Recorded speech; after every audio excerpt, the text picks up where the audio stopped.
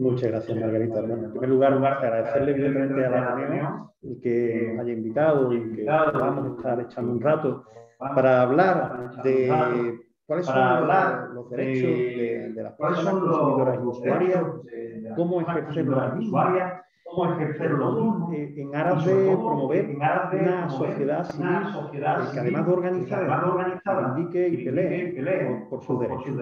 Y en ese sentido voy a intentar presentaros, voy a hacerlo más ágil, o trataré de hacerlo ágil para que en todo caso después pues, podamos abrir un debate, coloquio, o me hagáis las preguntas que consideréis oportunas.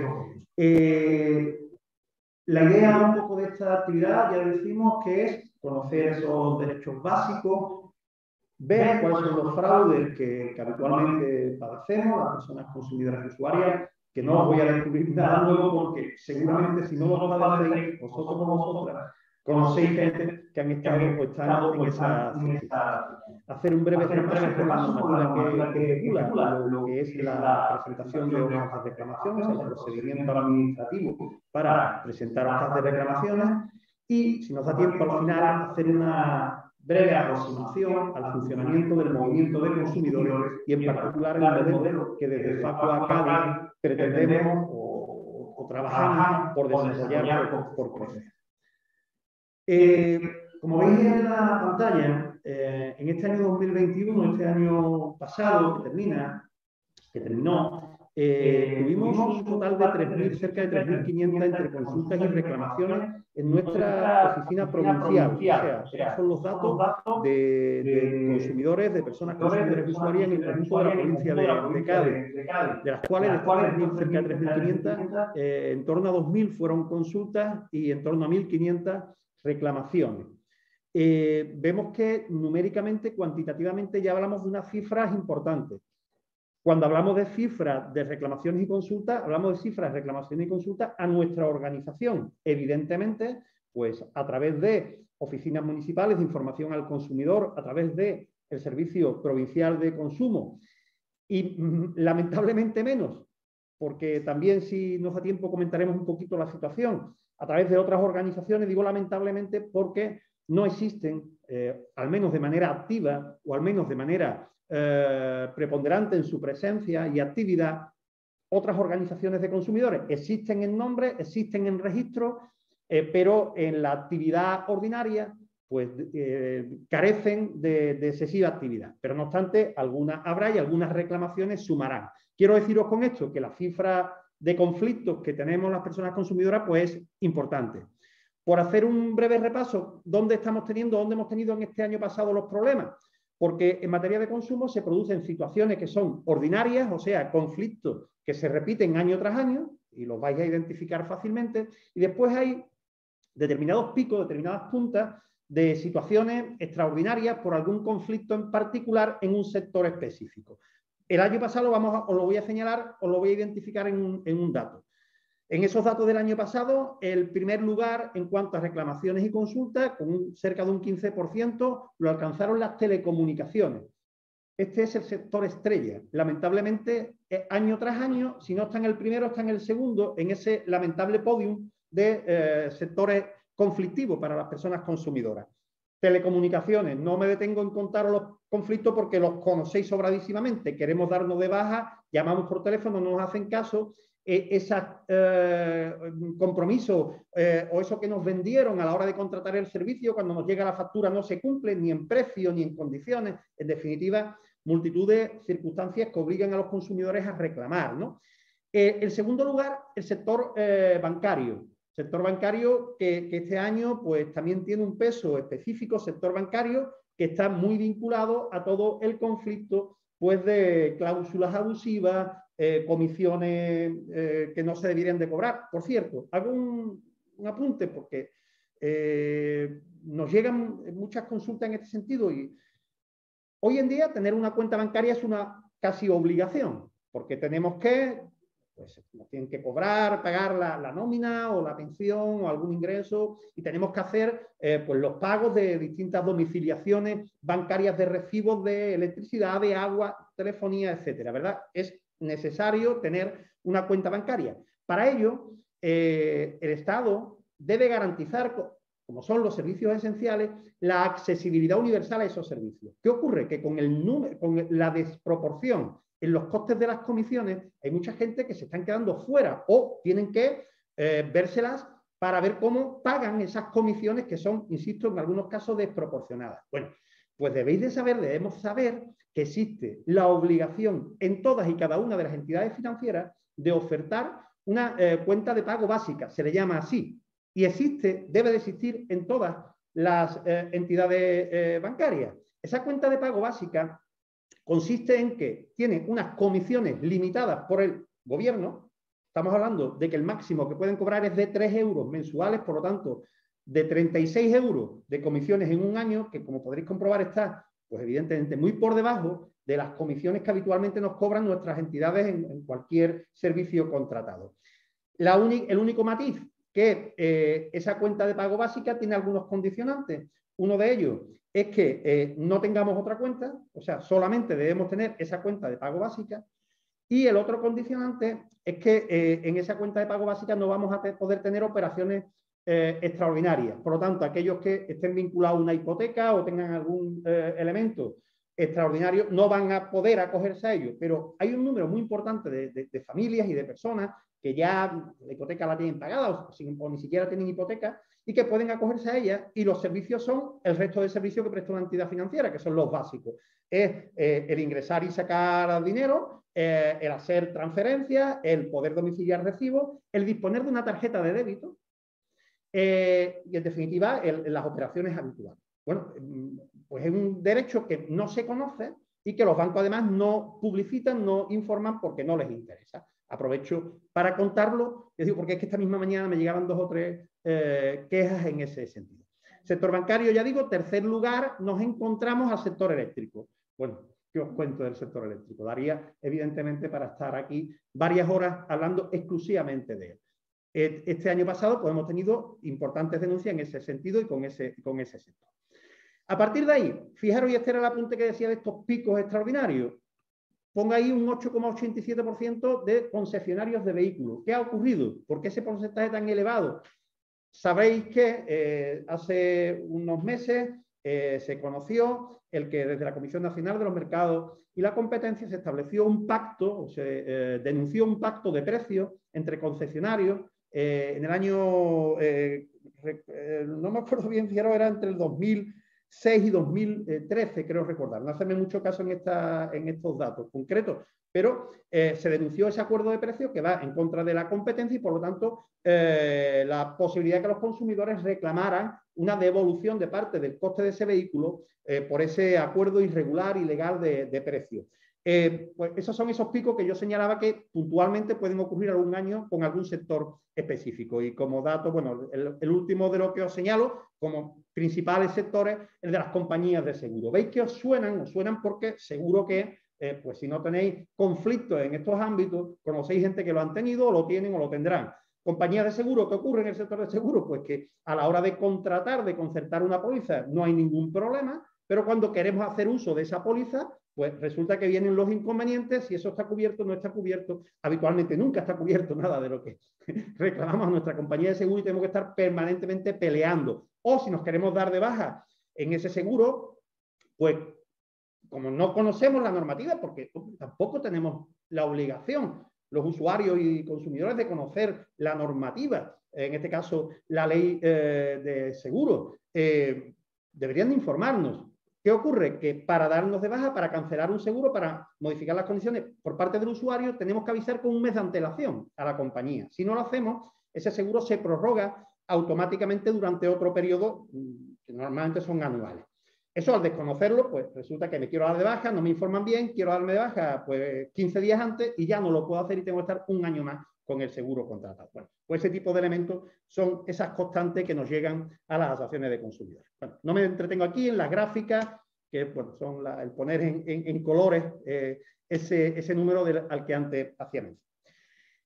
Todo esto, ¿qué podemos hacer los consumidores para enfrentarnos a ello? Bueno, pues básicamente tenemos una herramienta que es la hoja de reclamaciones. La hoja de reclamaciones está recogida en normativa en ese decreto 472/2019, que es relativamente joven, el decreto, no la normativa, porque la normativa de protección al consumidor en Andalucía, y en este caso la hoja de reclamaciones, ya tiene bastantes años, pero las distintas modificaciones que se han ido produciendo han dado lugar a que actualmente el que tenemos y el que está en vigor es este.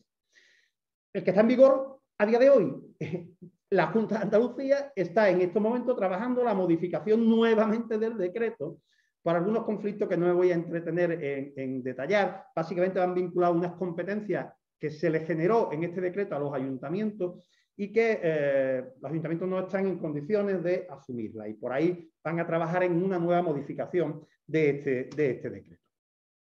Las novedades del decreto en el año, hace un par de años cuando se recogió, cuando se incorporó, bueno, era meter en la norma el procedimiento de la Ley 7/2017 que habla de la resolución alternativa de conflictos en materia de consumo. Lo adapta a la competencia local, a eso me refería antes, que es lo que se está revisando en materia de consumo, como competencias propias, o sea, son competencias propias de los ayuntamientos, entre otras cuestiones, el responder a la hoja de reclamaciones cuando no hay una atención por parte de la empresa, del establecimiento. Y además deja clara algo que en su momento generaba algunos conflictos, la obligatoriedad de disponer del modelo oficial de hojas de reclamaciones, porque habían sectores que decían, no, yo tengo mi hoja de denuncias y por lo tanto no tengo por qué tener el oficial de la Junta. No. Esto viene a dejar claro, cosa que ya la normativa sí lo establecía, pero lo pone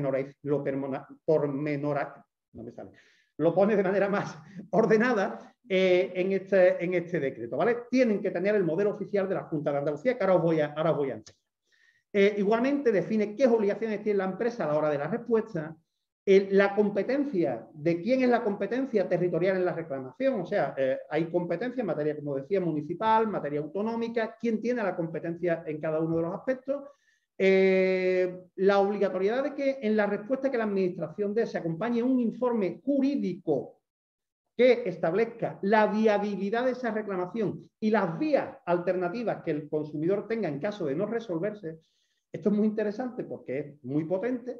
En la práctica no está ocurriendo y es uno de los elementos que los ayuntamientos no quieren asumir y que la Junta de Andalucía tampoco, los técnicos de la Junta de Andalucía tampoco quieren, posiblemente, estoy convencido que aquí el problema es de dificultad por medios, ¿no? Falta de medios.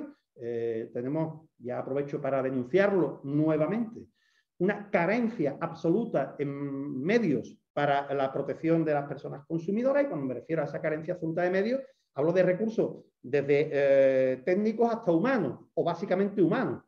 No tenemos los servicios provinciales de consumo, no tienen suficiente personal para controlar, inspeccionar el mercado, sancionar, atender las reclamaciones. En definitiva, tenemos un serio problema que la administración debería de corregir. Tenéis que entender, conocer que la administración autonómica, las comunidades autónomas tienen competencias plenas en materia de consumo, ¿vale? Las competencias en materia de consumo son de las comunidades autónomas con algunas competencias delegadas posteriormente a los ayuntamientos.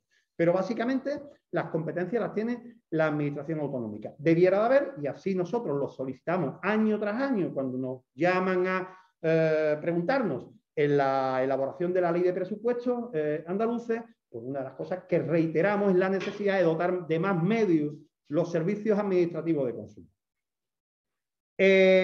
Aclara la respuesta que se debe dar siempre a la persona consumidora, o sea, la empresa tiene que contestar a quien le ha puesto la reclamación, no a la administración, que era una tentación o una actuación muy habitual de las empresas, de cómo tengo la hoja de reclamación y yo le digo a ese ayuntamiento que me ha enviado la hoja o que me ha enviado el requerimiento, le contesto a ellos. No, usted le tiene que contestar, si le quiere contestar también a la administración, no es problema, pero desde luego tiene que contestarle al consumidor. ¿Qué dice el decreto? Que es una hoja, o sea, ¿qué establece como elementos de derecho del consumidor en cuanto a resolución de conflictos? Discrimina entre lo que es una queja, donde solamente nosotros estamos mostrando nuestro desacuerdo, nuestro desagrado con la atención, con eso que hemos tenido, pero no pretendemos nada. Simplemente quiero quejarme ante el establecimiento para que el propio establecimiento, dentro de sus medios, ponga solución en el futuro a ese problema que yo he detectado y que yo le estoy señalando a través de esa queja. define también lo que es una denuncia, que en este caso lo que hacemos es poner en conocimiento de la administración un incumplimiento normativo básicamente de los derechos de la normativa de protección a las personas consumidoras. Y por último establece lo que es la reclamación, que es lo que más reconocemos en estos casos, que es que estamos a través de ese modelo, de esa hoja de reclamaciones, pidiendo algo. No solamente estamos quejándonos, que evidentemente hay una vinculación en una reclamación, va vinculada, va acompañada de una queja, pero además de quejarnos, queremos obtener algo cuando le trasladamos. Pues queremos que nos devuelva el dinero, nos cambie el producto, nos resuelva el conflicto que tenemos con el establecimiento. Define también quién es la empresa titular de la actividad, que dice que es una persona física o jurídica que presta servicio o vende algún producto. Define y lo introduce, esto es algo novedoso en este decreto, la entidad pública sectorial de resolución de conflictos, que es un ente de carácter público que va a llevar a cabo resolución alternativa de conflictos. Después, si acaso nos da tiempo, vemos un poquito esto. ¿Y quiénes tienen que tener hojas de reclamaciones? Pues en Andalucía tiene que disponer de hojas de reclamaciones todas las empresas profesionales que venden algún producto o que prestan algún servicio. ¿Vale? Y dice el decreto que si esa actividad se produce en itinerancia, o sea, pues itinerancia que sería algún vehículo que presta servicio, no sé, de comida, ¿no? Que tienen y se van desplazando por municipios, en ese caso deben de llevarla en el vehículo, la hoja de reclamaciones. Están obligadas a tenerla. O, por ejemplo, algo parecido a la itinerancia son los mercadillos, ¿verdad? Los mercadillos que se ponen un día y vuelven y cambian a otro municipio, también están obligados a disponer de libro de hoja de reclamación. En el caso de la venta a distancia o cuando se produce la actividad a través de máquinas expendedoras, nos deben de decir dónde podemos solicitarla, bien sea en los contratos que suscribamos con estas entidades o bien en el propio dispositivo. Si estamos hablando de una máquina expendedora, nos tienen que decir en esa máquina expendedora dónde puedo yo solicitar la hoja de reclamación. ¿Vale? A la obligación de disponer de hoja de reclamación hay dos excepciones, son las administraciones públicas y los centros sanitarios públicos. En el caso de las administraciones públicas, porque lo que corresponde en caso de alguna queja, de algún requerimiento de la ciudadanía a cualquiera de esas administraciones, es hacer una instancia pues al responsable de esa administración, bien sea político o técnico, ¿vale? Entonces, en esos casos, lo que sería la reclamación se sustituye, por decirlo de alguna forma, por esa instancia donde nos quejamos o mostramos cualquier desacuerdo con la administración.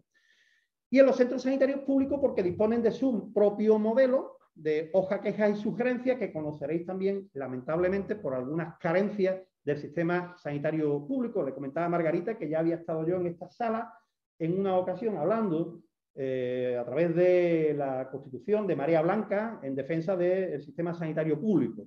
Lamentablemente la deficiencia del sistema, que tampoco me voy a entretener ahora en exponerla, ¿no? Nos lleva o nos ha llevado en múltiples ocasiones a tener que interponer reclamaciones. Pero no nos van a facilitar el modelo oficial de la Junta de Andalucía, que vuelvo a insistir, ahora os lo enseño, sino que tiene su propio modelo. Igualmente el decreto, aunque ya el anterior lo establecía, establece la posibilidad del sistema de hojas de reclamaciones electrónicas, ¿vale? Es de carácter voluntario. Previamente hay que solicitar su adhesión, no todas las empresas lo disponen y por lo tanto la empresa que lo quiera poner a disposición lo tiene que solicitar y a partir de ahí pues el consumidor podrá presentar reclamaciones por vía electrónica. Para ello tendremos que disponer nosotros también de nuestro certificado digital. Lamentablemente es un sistema que no se ha potenciado y que yo creo que el 99,99% de las empresas no lo disponen. Hay algunas, y hay un listado por ahí en la página web que podemos localizar las empresas que disponen, pero como la gran mayoría no lo tienen, no me voy a entretener mucho en explicaros esto. No obstante, es importante, una empresa que esté adherida a este sistema tiene la obligación, aún así, de disponer de hojas en formato papel, ¿vale? Todas las empresas tienen que anunciar la existencia de hojas de reclamación a través de un cartel en el establecimiento, que es ese que veis ahí. Y si tuvieran hoja electrónica, igualmente tienen que tener este otro cartel. Y ahora, ¿qué hacemos? ¿Cómo tramitamos? ¿Cómo actuamos ante un conflicto y queremos interponer una reclamación? Pues pedirla en el establecimiento. El decreto aclara, aunque era algo que nosotros entendíamos que ya se podía hacer, que podemos llevarnos la hoja del establecimiento y rellenarla en casa con tranquilidad y después volver al establecimiento para entregarla. O la podemos cumplimentar en el propio establecimiento.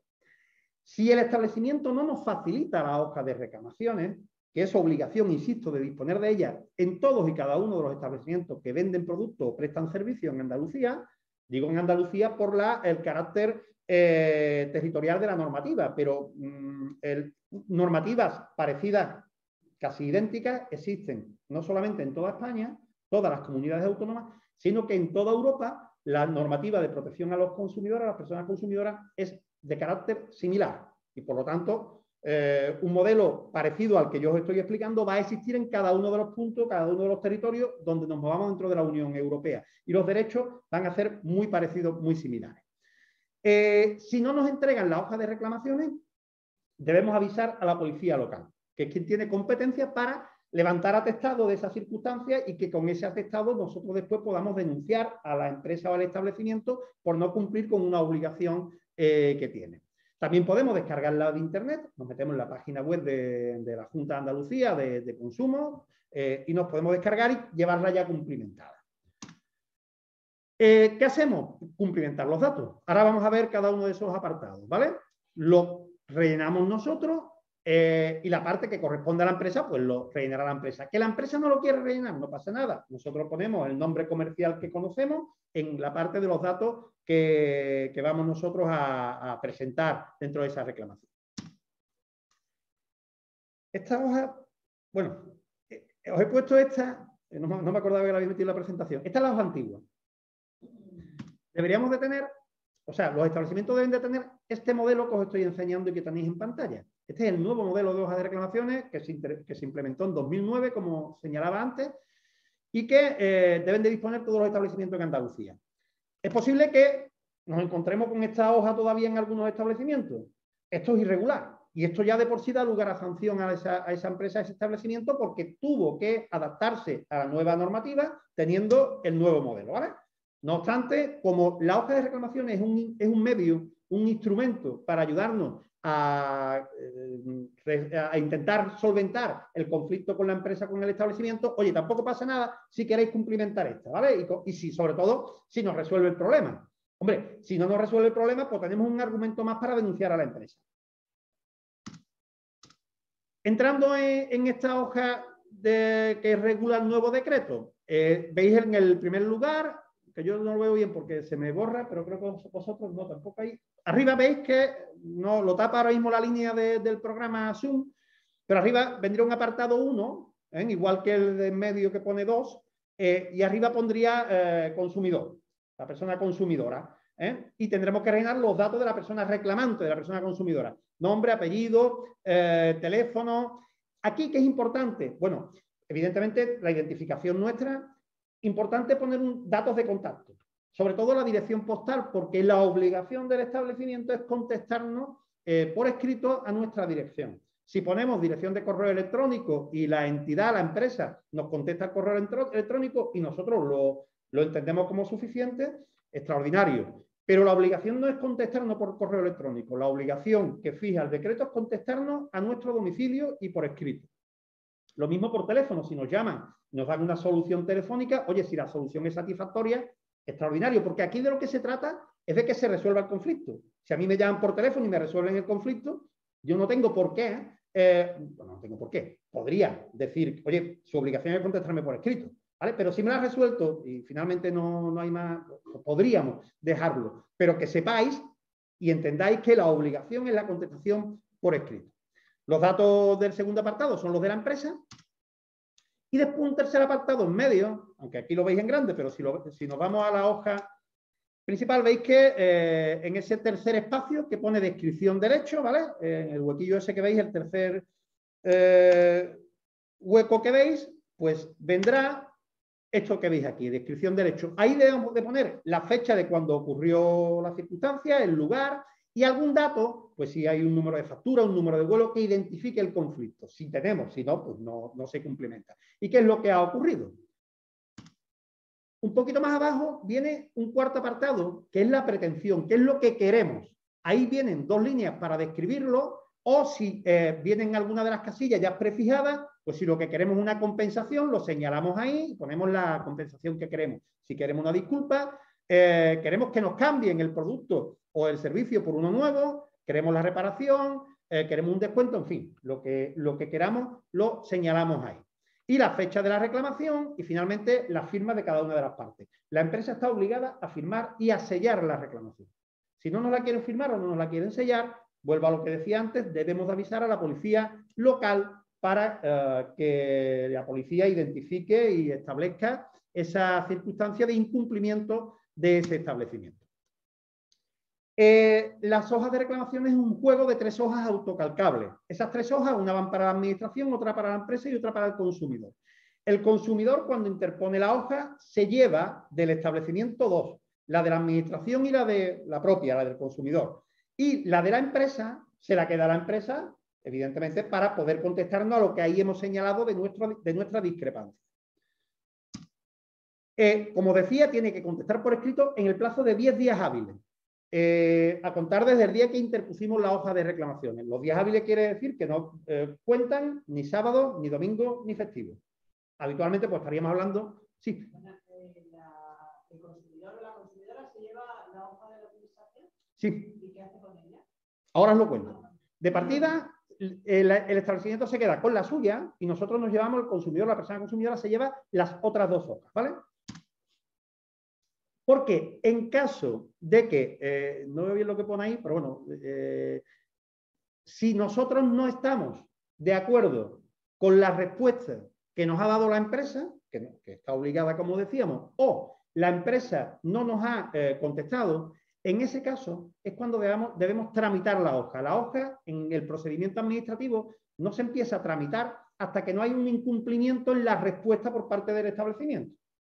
Y ahora le contesto a usted porque es en ese momento donde el consumidor, en caso de no haber sido atendido en su reclamación, tiene que tramitar esa hoja que pone para la administración en cualquiera de las entidades administrativas para establecer este procedimiento, que son las oficinas municipales de información al consumidor, el Servicio Provincial de Consumo de la Junta de Andalucía, que ahora mismo depende de la Consejería de Salud, o ante alguna asociación de consumidores. ¿Vale? Este es el procedimiento para poner en conocimiento del establecimiento ese conflicto y tratar de la resolución voluntaria con el establecimiento. En caso de que no, se establecen unos sistemas de resolución vinculados, pues, en primer lugar, voy a hablaros de la mediación en consumo.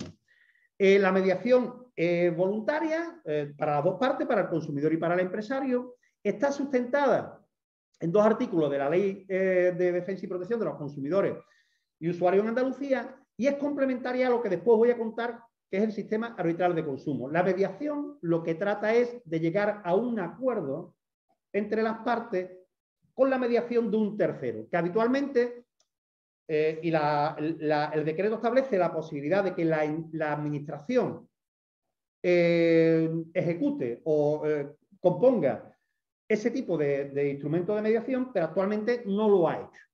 Puede darse por la vía de servicios públicos a través de la propia administración o por servicios privados de mediación, que me temo que va a ser el vehículo que en el tiempo va a desarrollarse. Es voluntaria en todo momento, no es ejecutiva, o sea, si lo que dice la mediación no es satisfactorio para alguna de las 2 partes, podemos acudir a otras vías, la vía judicial o el arbitraje de consumo. Cosa distinta que después destacaré en el sistema arbitral de consumo. El laudo que emita el sistema arbitral de consumo sí es vinculante, pero en la mediación no. El mediador lo que trata, el mediador no resuelve, no establece, no toma decisiones, sino lo que trata es de, a través de herramientas de mediación, buscar un acuerdo. Habla con las 2 partes e intenta eso, resolver desde la recomendación, buscando la empatía de las partes, buscar una solución a la controversia. Por eso, entre otras cosas, no es ejecutable.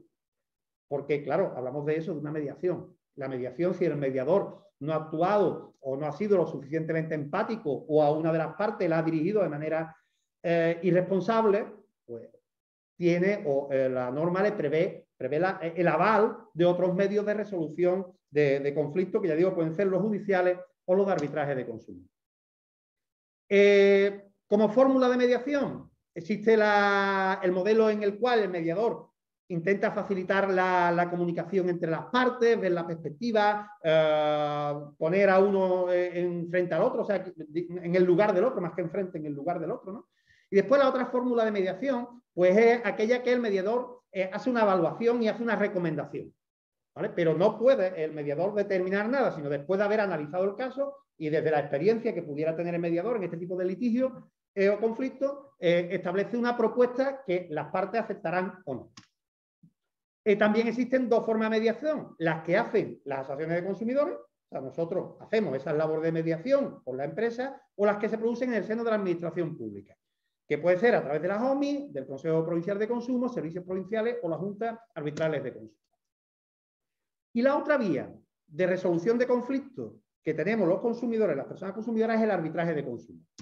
El arbitraje de consumo ya tiene un recorrido largo, ya se recogía esa fórmula en la Constitución española, posteriormente en el decreto 1/2007, que recogía la Ley General para la Defensa de los Consumidores y Usuarios, también lo recogía, en la Ley de Arbitraje del año 2003 también lo recoge, y posteriormente en el decreto que regula ya propiamente el sistema arbitral de consumo, que es del año 2008. Es un sistema extrajudicial de resolución de conflictos, es gratuito para las partes y es voluntario. Las dos partes quieren, o sea, deben de establecer la voluntariedad de someterse a ese arbitraje. Su laudo tiene carácter vinculante y ejecutivo, como señalaba antes, en contraposición con lo que hacía la mediación.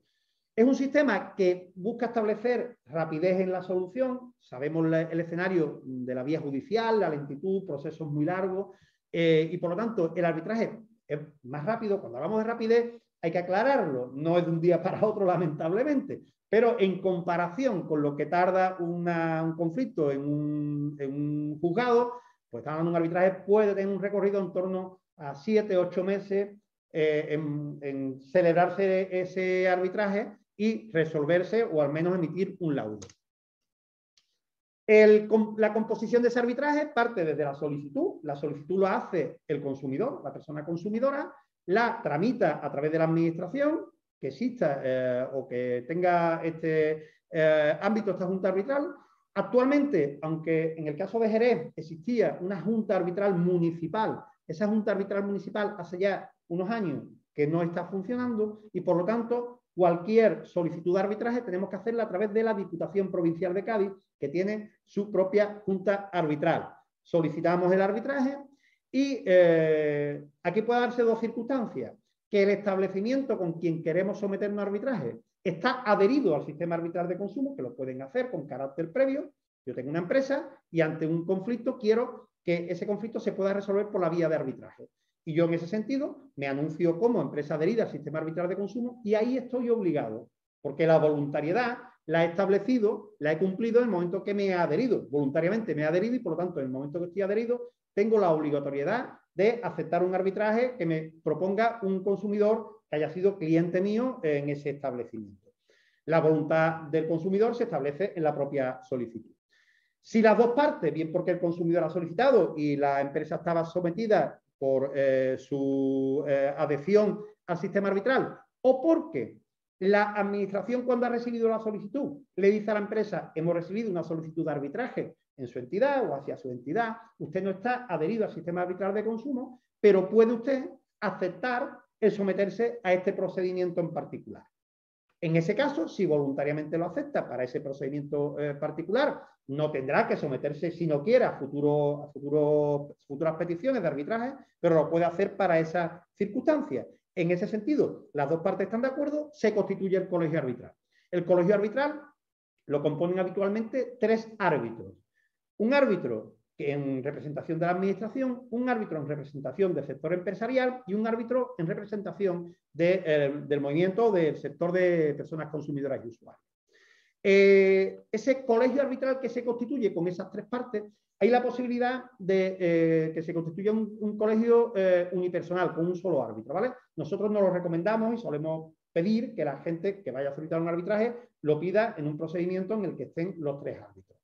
Se constituye el colegio arbitral, se escucha a las partes, si quieren las partes acudir, no hay obligación de hacerlo.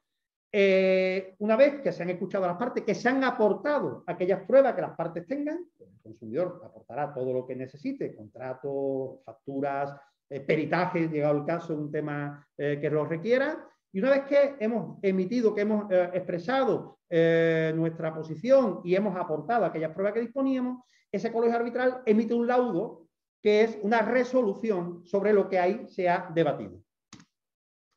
Ese laudo es de obligado cumplimiento, como decía. Una empresa o un consumidor que no está de acuerdo con el laudo no puede acudir a la vía judicial salvo que haya un defecto de forma en ese procedimiento arbitral. Pero no al fondo, a la resolución. O sea, tiene carácter de cosa juzgada, ¿vale? Por lo tanto, es firme. Si yo tengo un laudo favorable como consumidor, yo puedo exigir el cumplimiento. Y también esa exigencia de cumplimiento lo puedo hacer por la vía judicial. Yo puedo acudir al juzgado para exigir que se cumpla el laudo.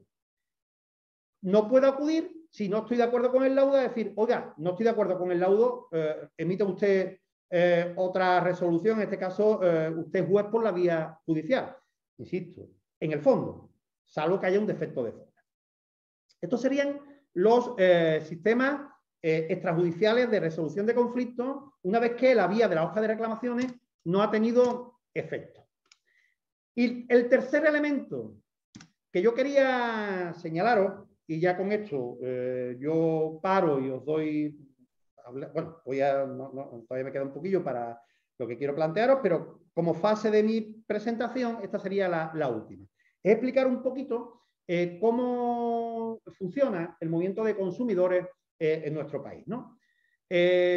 Como elemento de partida, señalaros esto de la defensa de las personas consumidoras, de dónde surge, cuándo y por qué.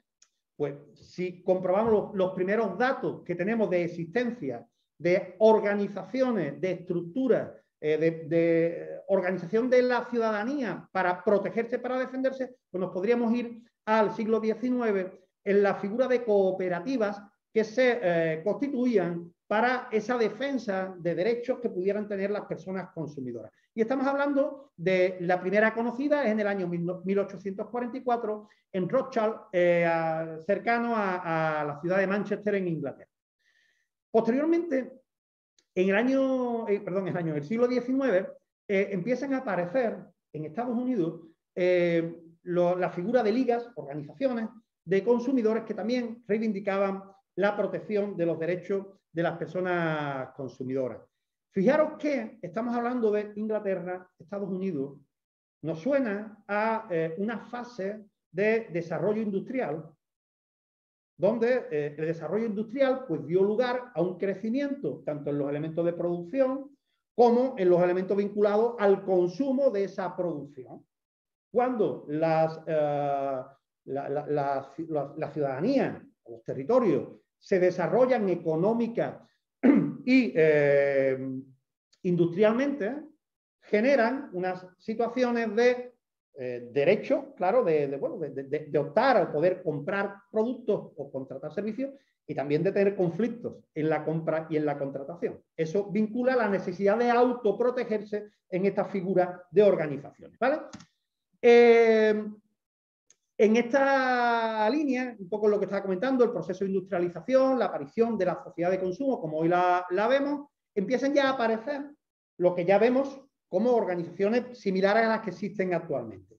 En los años 60, Kennedy, en una intervención bastante conocida y recordada, establece y vincula o señala la necesidad de establecer elementos de protección a las personas consumidoras. Y a partir de ahí se ve obligado a promulgar esos derechos que marcan un primer paso en establecer normativamente esa protección a la persona consumidora. En el ámbito europeo, el Consejo de Europa establece en su Carta Magna del año 73 un programa preliminar también de protección de los derechos de las personas consumidoras y usuarias.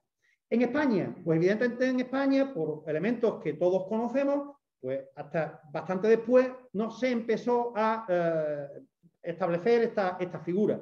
Evidentemente, estábamos en una situación de dictadura política y de falta de libertad y de organización, de derecho de carencia de derecho de reunión, y por lo tanto no se pudo, no nació esa figura organizativa de organizaciones de consumidores. Empieza pues en la década de los 80, finales de los 70, principios de los 80, y en el caso de España y de las asociaciones de consumidores, están muy vinculadas al movimiento vecinal, y particularmente, perdón, nuestra organización FACUA tiene una relación muy directa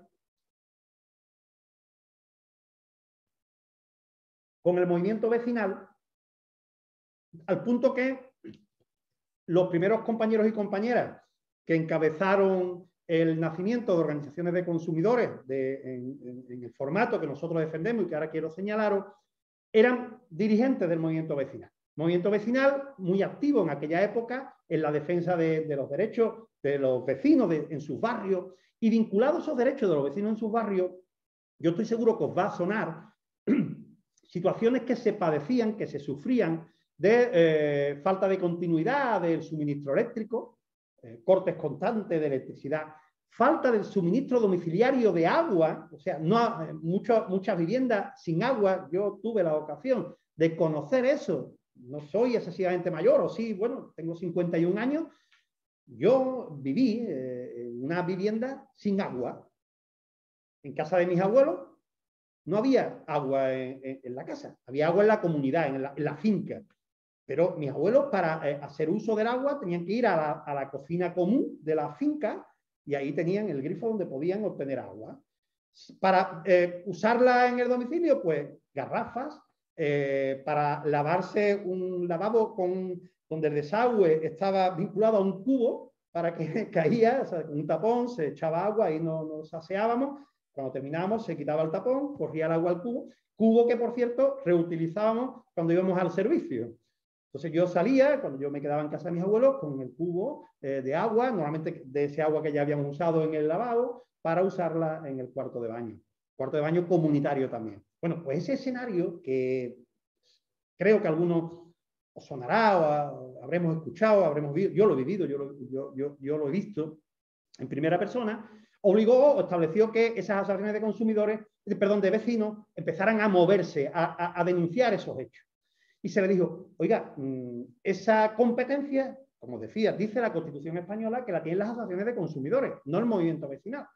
Y ante eso, los líderes del movimiento vecinal de aquella época apostaron por la constitución de organizaciones de consumidores. Y en este caso nació en la provincia de Cádiz una organización que se llamó ACUC La Defensa, Asociación de Consumidores y Usuarios de la provincia de Cádiz, La Defensa, que se organizó a nivel andaluz junto con otras 7 organizaciones provinciales, en lo que fue finalmente FACUA Andalucía.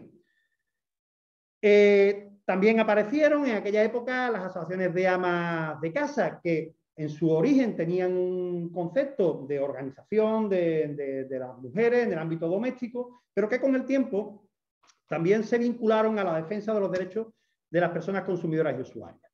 En el año 75 se crea el INC, el Instituto Nacional de Consumo, que supuso un salto cualitativo en cuanto a la protección por parte de la Administración, y en el año 84 nace la primera Ley General de Defensa de los Consumidores y Usuarios.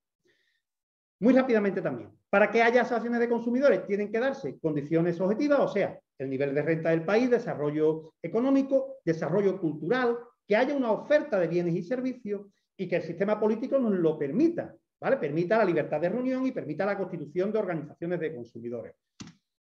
Y junto con eso hay unas condiciones también que son subjetivas. Que exista crisis económica, pues es un hecho que obliga, empuja a que las organizaciones nazcan, incluso crezcan, que es lo que estamos viviendo ahora. En las crisis económicas, las organizaciones de consumidores, particularmente FACUA, comprobamos como más consumidores se nos acercan, porque tienen problemas. Y en esos momentos requieren de organizaciones que les apoyen y les ayuden. Que exista el fraude, que haya medios de comunicación que difundan derechos de los consumidores y la existencia de obligaciones, y que exista una cierta desprotección administrativa, como lamentablemente seguimos comprobando que existe. Y en cuanto al movimiento de consumidores, yo señalaría que las organizaciones se pueden diferenciar en virtud de sus objetivos. Hay organizaciones de consumidores que el objetivo que tienen es colocar al consumidor en el mejor escenario dentro del mercado, o sea, informan de comparativa de precios, aquí puede usted tener un mejor derecho, cuando tiene un problema puede hacer esto, le tramitamos una reclamación. Y hay otras organizaciones de consumidores que, además de hacer esto, trabajan para que se cambien las situaciones, para que haya una corrección tanto de la normativa como de la actitud de las empresas y de la administración pública, que cambie el modelo económico, social. Esas dos posibilidades conviven, ¿eh? Hay organizaciones que simplemente, y no es poco, trabajan para ayudar a resolver los conflictos de los consumidores, y otras organizaciones que, además de ayudar a resolver los conflictos, pelean por cambiar el sistema, por cambiar el modelo. Igualmente, diferenciando el modelo de organizaciones, también se pueden diferenciar dos tipos de modelos. Una primera, aquellas que solamente actúan en la defensa de los derechos del consumidor, y una segunda, que además de defender los derechos de los consumidores, tienen otras actuaciones. Pues, por ejemplo, el movimiento vecinal o el movimiento de mujeres, que además de defender a los consumidores, tienen otra actividad en paralelo. Facua, por situarnos, si nos vamos a la primera tipología, nos situaríamos en la segunda situación. Nosotros, además de promover la resolución de conflictos, ayudar al consumidor en sus problemas, tratamos de pelear para modificar, para cambiar la situación. Por eso nosotros estamos, cuando hay movilizaciones, sin ir más lejos, este próximo sábado saldremos a la calle nuevamente en defensa de un modelo sanitario público, porque creemos necesario cambiar, desde nuestro concepto, los actuales modelos, transformar el sistema de manera que sea un sistema más garantista para los derechos de las personas consumidoras y de la ciudadanía en general. Y en relación a la otra tipología, en el caso de Facua, es una organización específica de consumo, no trabajamos otros aspectos. Somos organización que la gente que acude a nosotros y que se organiza y se asocia con nosotros son personas consumidoras y usuarias. Esto ya os lo he contado, el origen nuestro a partir del movimiento de consumidores. No me entretengo aquí en nuestro desarrollo, pero sí por señalaros que la intención desde el origen fue que esas organizaciones territoriales, en el caso nuestro provincial, cuando nos organizamos en Andalucía, fuéramos, a través de Facua, fuéramos creando poder en otras estructuras supraterritoriales, y tuvimos un intento de organización en una entidad que sigue existiendo, que es CECU, pero en el tiempo no nos sentimos cómodos, nos salimos de CECU, intentamos movernos en otras organizaciones. Al final decidimos crear nuestra propia organización. En el año 2003 apostamos por expandir el modelo Facua, que era una organización andaluza, al conjunto del Estado. Y en el año 2003 se constituyó Facua España. A día de hoy, Facua, que tiene un nacimiento eminentemente andaluz, y en el cual la provincia de Cádiz tuvo un papel preponderante, dio paso a la constitución, al nacimiento de Facua España, teniendo esa fortaleza que ahora mismo tenemos. Y termino con dos ideas. Nosotros apostamos por organizaciones fuertes, que sean capaces de responder ante las situaciones que tienen y padecen los consumidores. Para hacer organizaciones fuertes precisamos de tener gente. De tener gente quiero decir de que la gente acuda a nosotros y la gente se asocie.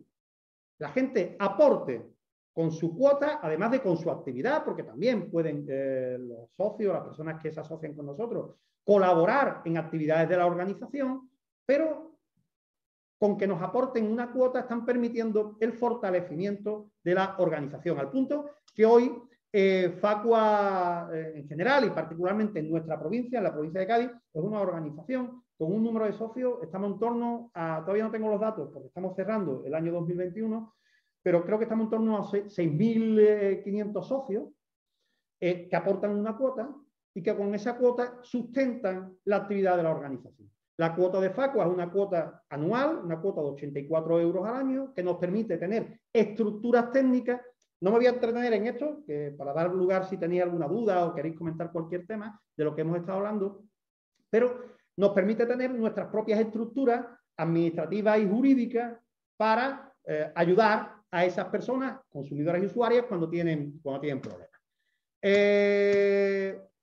Lo dejo aquí y me pongo a vuestra disposición para cualquier duda, cualquier cuestión que tengáis de lo que hemos hablado, o de cualquier otra cosa que tenga que ver con el consumo, evidentemente.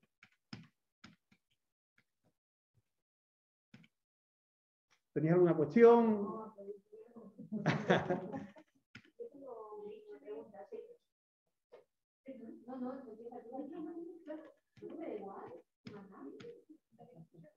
Bueno, has hablado de que se ya queja, reclamación. ¿La queja tiene la empresa la misma obligación de responder en 10 días y si no da lugar? No. La queja, como solamente pretende comunicar a la empresa esa insatisfacción, no tiene por qué obtener una respuesta. Nosotros en la queja no pretendemos, precisamente la diferencia, no pretendemos respuesta ni en compensación ni en resolución. Lo cual no quiere decir, no quita de que puedan contestarnos, pero la obligación se establece en el ámbito de la reclamación, porque es lo que pretende la reclamación. Sí persigue, el objetivo fundamental es una resolución, una contestación, por eso tiene que ser por escrito, a eso que le hemos planteado. Como habitualmente ahora dicho que el laudo ya impide que se acceda a la vía judicial, en la vía judicial, lógicamente, después de una reclamación, luego tienes recursos, pero si es el laudo, no tienes ningún tipo de recurso. Cuidado, hay que diferenciar, cuando hablamos de laudo, estoy refiriéndome a cuando el consumidor ha accedido al sistema arbitral de consumo. O sea, si yo interpongo una reclamación por la vía administrativa, ¿vale? Esa administración sigue teniendo un proceso que puede terminar en la vía judicial en cualquier momento, ¿vale? Pero si yo no he acudido a la vía arbitral, la vía judicial siempre va a tener espacio dentro del proceso de resolución de una reclamación administrativa.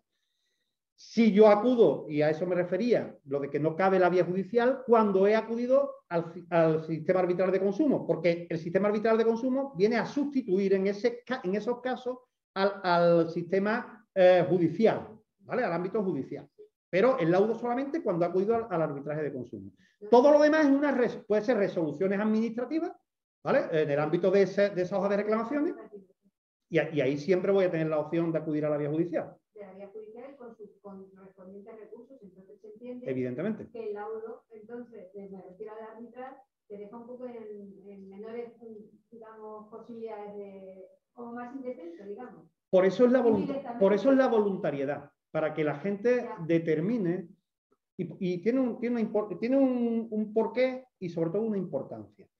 Cuando hablamos de consumo y conflictos en materia de consumo, estamos hablando habitualmente de conflictos de poca monta económica y que la mayoría de las veces para acudir a la vía judicial al consumidor no le merece la pena. O sea, yo cuando voy a acudir a la vía judicial, cuando tengo una demanda que tiene un peso, pero sobre un conflicto que he tenido a la hora de la compra de un electrodoméstico, de un aparato de 30 euros, no voy a acudir a... Y en ese caso la vía alternativa de arbitraje de consumo es muy útil, ¿vale? Es verdad que lo que dice puede parecernos que tiene un menor nivel de protección jurídica, porque es verdad que en este caso el laudo culmina con el procedimiento judicial, ¿vale? Pero estamos hablando de un tipo muy específico de procedimiento. Por lo tanto, los elementos garantistas que el sistema judicial establece en estos casos se limitan un poco precisamente por eso, porque que de otra manera esos litigios nunca tampoco irían a los juzgados, con lo cual al final sería en esos casos el consumidor el que perdería siempre el derecho y la garantía de la cobertura judicial, el derecho que todo ciudadano tiene a estar protegido judicialmente.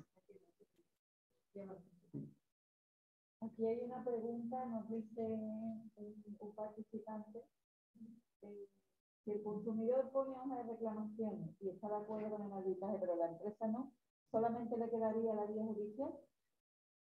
Diferenciar, lo he hecho muy rápido y a lo mejor confunde, ¿vale? Quiero diferenciar de manera muy clara lo que es el procedimiento administrativo de hoja de reclamaciones de la vía de arbitraje de consumo. Si nos referimos a lo que es la vía administrativa, dejando a un lado el arbitraje de consumo, la pregunta decía que si la empresa no está de acuerdo, es que si la empresa no está de acuerdo no se ha resuelto, con lo cual no hay resolución, no hay posibilidad de desacuerdo por parte de la empresa, si no ha acudido a una vía de resolución de conflictos. ¿Vale? Entonces, el desacuerdo de la empresa lo muestra en no dar satisfacción a la petición del consumidor. Cuando se produce una resolución de algún órgano, en este caso por la vía del arbitraje o por la vía judicial, entonces si el empresario no está de acuerdo, pues podrá, en el caso de la vía judicial, acudir a las distintas vías que el procedimiento judicial establece y en el caso del arbitraje, pues evidentemente con el laudo culminaría la vía de resolución alternativa. Y por ahí la compañera quería intervenir.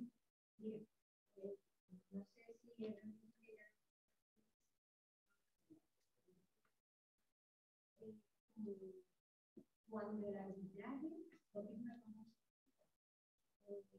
puede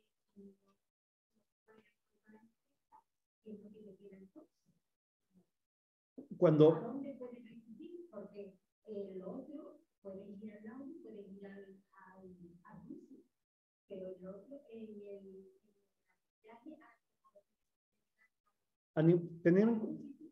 tener en cuenta que precisamente el sistema arbitral sistema arbitral de consumo, el sistema arbitral se utiliza en otros escenarios, otros espacios, el sistema arbitral de consumo nace como herramienta precisamente para tratar de buscar una alternativa a aquellas situaciones en las cuales había un desacuerdo con la empresa y el monte del conflicto no daba lugar a acudir a la vía judicial o dificultaba acudir a la vía judicial. Por lo tanto, se establece esa figura, la del arbitraje de consumo, para esos casos. En todos los demás, lamentablemente, si el establecimiento, si la empresa no está de acuerdo en resolver el litigio con el consumidor, al consumidor, a la persona consumidora, le queda la vía judicial. Eso digo lamentablemente porque el acceso a la vía judicial es complejo para algunas personas.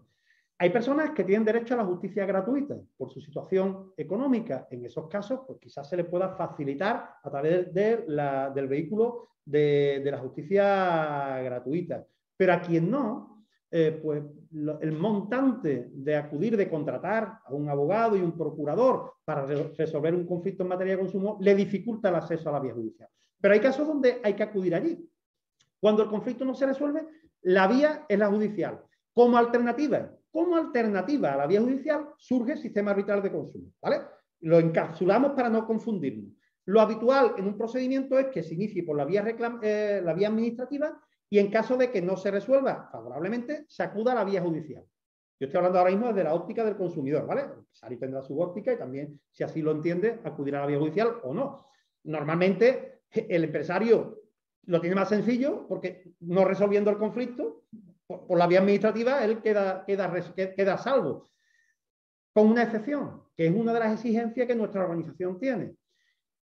La fuerza que tiene la administración cuando detecta incumplimientos en materia de consumo.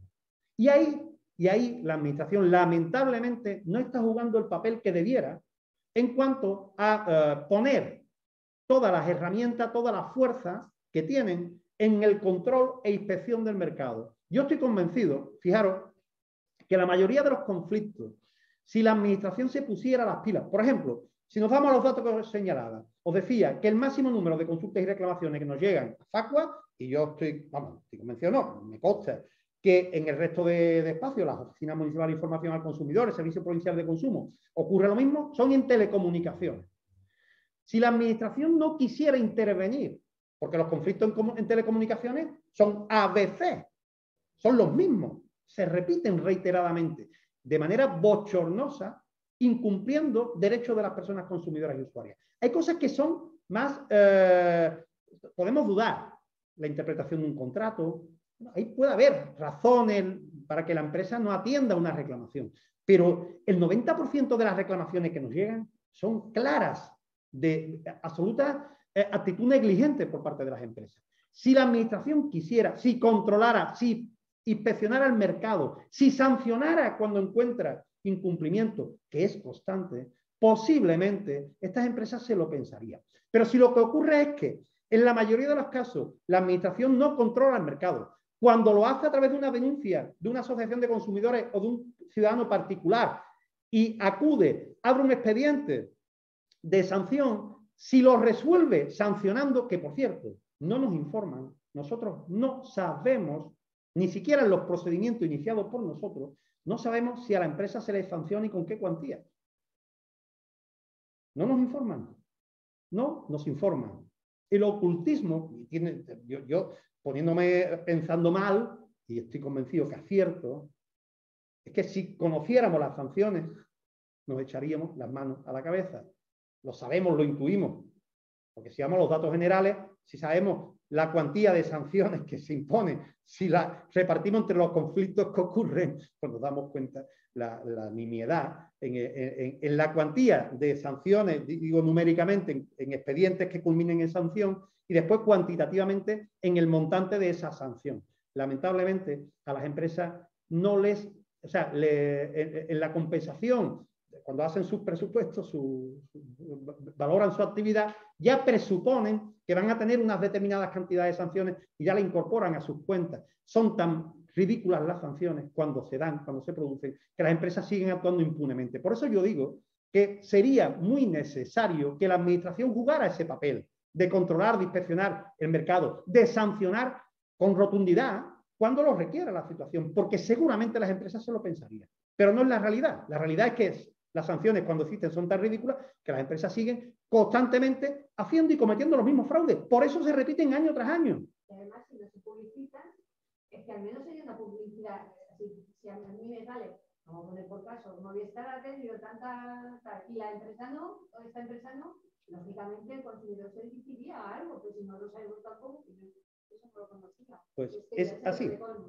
Es así. De hecho, es uno de los conflictos históricos que tenemos con la Administración de Consumo, la Administración Andaluza de Consumo, porque, por eso, nos decimos, oiga, infórmenos, díganos qué ha ocurrido con este expediente que hemos generado nosotros. Ni siquiera le estoy preguntando, que tendría también derecho a qué ocurre de carácter general, por lo que usted señalaba que es muy razonable. Oye, a mí me interesa saber cuáles son las empresas conflictivas, porque si yo conozco las empresas conflictivas, me curaré en salud.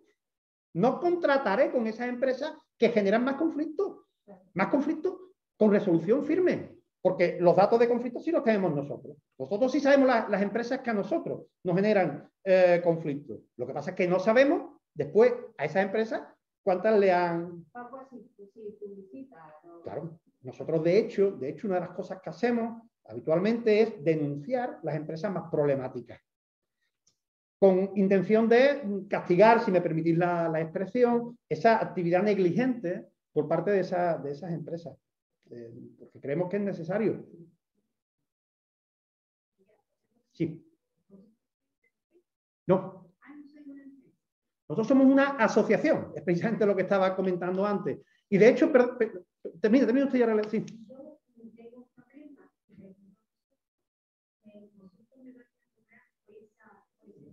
No. Entonces, si soy socia, yo voy a aportar dinero. Sí.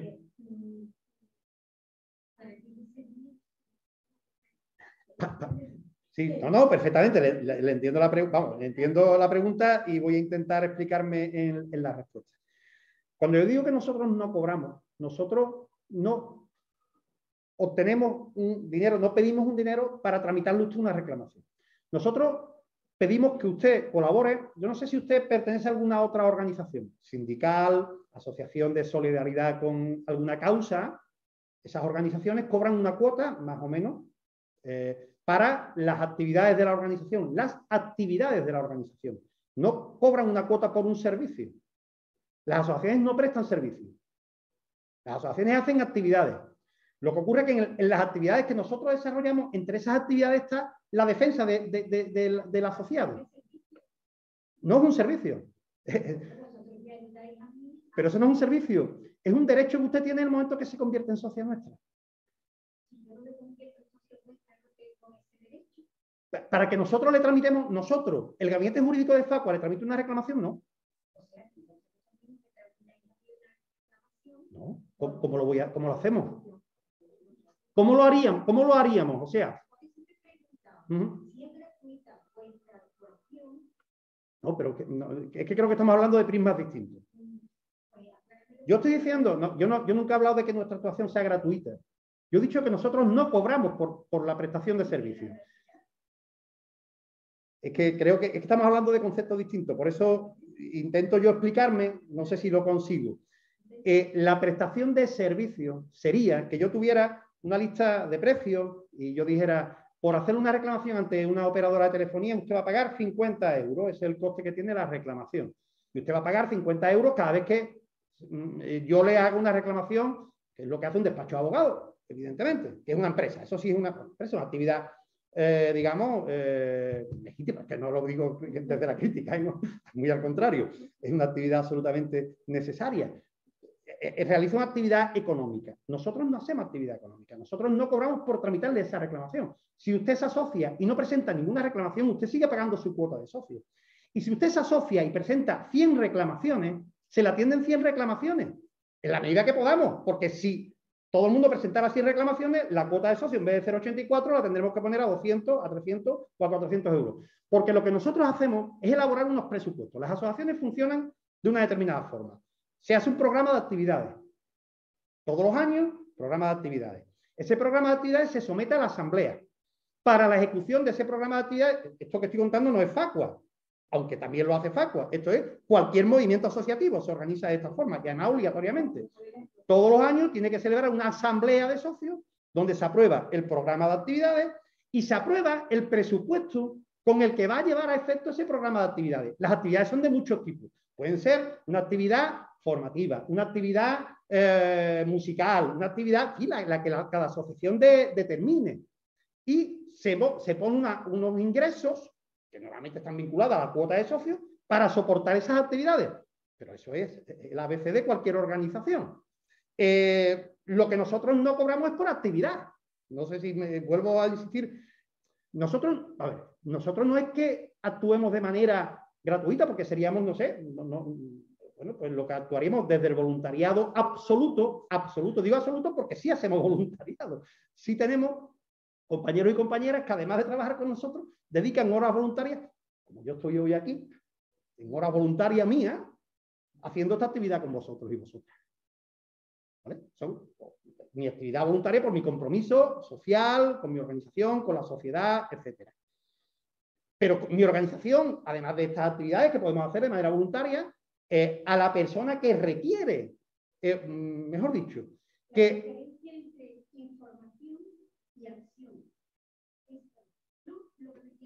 Bueno, le podemos llamar, no es exactamente así.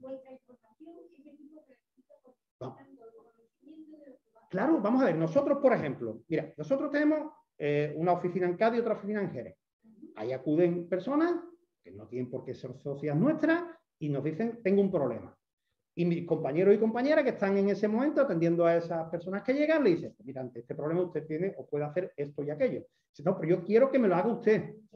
Entonces, para que gente de para las estructuras jurídicas, que fíjense, y me aprovecho para decir esto, porque es una necesidad. Es una necesidad no solamente que estemos fortalecidos, sino que además tengamos estructuras técnicas suficientes y cualificadas para luchar contra esas otras estructuras cualificadas, muy cualificadas que tienen las empresas. Los servicios jurídicos de las empresas con las que los consumidores tienen problemas son tremendamente potentes. Porque las empresas requieren y necesitan que en caso de conflicto les solventen. Si la contraparte, o sea, la persona consumidora no tiene un acceso a una protección similar, se queda desamparada, que es lo que ocurre habitualmente en los conflictos en materia de consumo. Por eso, el que hayan organizaciones de consumidores fuertes, organizaciones, asociaciones, insisto, que si existen empresas, por ejemplo, ahí está, hoy veía yo en la sexta, estaba viendo esta tarde antes de venir para acá el programa, salía Legalitas. Legalitas es una empresa. Y además Legalitas se dedica, porque su publicidad habitual es a resolver conflictos en materia de consumo. Eso es una empresa. Y cobra por resolver o por ayudar o por tramitar esas reclamaciones, esas acciones en defensa de la persona consumidora. Pero nosotros no somos eso. Nosotros lo que hacemos es, cuando llegamos a la organización, yo, que ahora mismo soy el presidente de la organización, yo llegué por un problema que tuve. Ahora, en mi caso, fue la compra, la instalación de una ventana de PVC, que bueno, no voy a contar mi problema. Yo llegué, yo había presentado mi reclamación previamente y mi reclamación se habían reído pues, fantásticamente. O sea, ni me contestaron. Ni me contestaron. Y yo la reclamación la desarrollé con fortaleza en los términos y en las pretensiones. Tuve que acudir a Facua. Cuando acudí a Facua, el gabinete jurídico de Facua presentó la reclamación en mi nombre y inmediatamente me resolvieron la reclamación. Yo continué de socio, participaba en las asambleas, y llegó un momento que me dijeron, oye, mira, ¿quieres colaborar en la directiva? Y empecé a colaborar en la directiva. Llegó un momento en que, oye, mira, ¿te importaría llevar la secretaría? Y en una de las asambleas me propusieron como secretario de la organización, de la asociación, y pues 2 asambleas después me propusieron como presidente y a día de hoy sigo siendo presidente. Mañana será otro compañero, otra compañera, el presidente de la organización. Yo no soy propietario de la entidad, ni yo soy un socio más que en estos momentos tengo unas funciones directivas en la organización. Y después hay compañeros que están contratados, que yo también estoy contratado en estos momentos por la organización, no para ser presidente, sino para desarrollar unas actividades. En mi caso, yo llevo lo que es la coordinación territorial. Cuento todo esto porque me parece interesante que veáis de qué funciona y cómo funciona esto.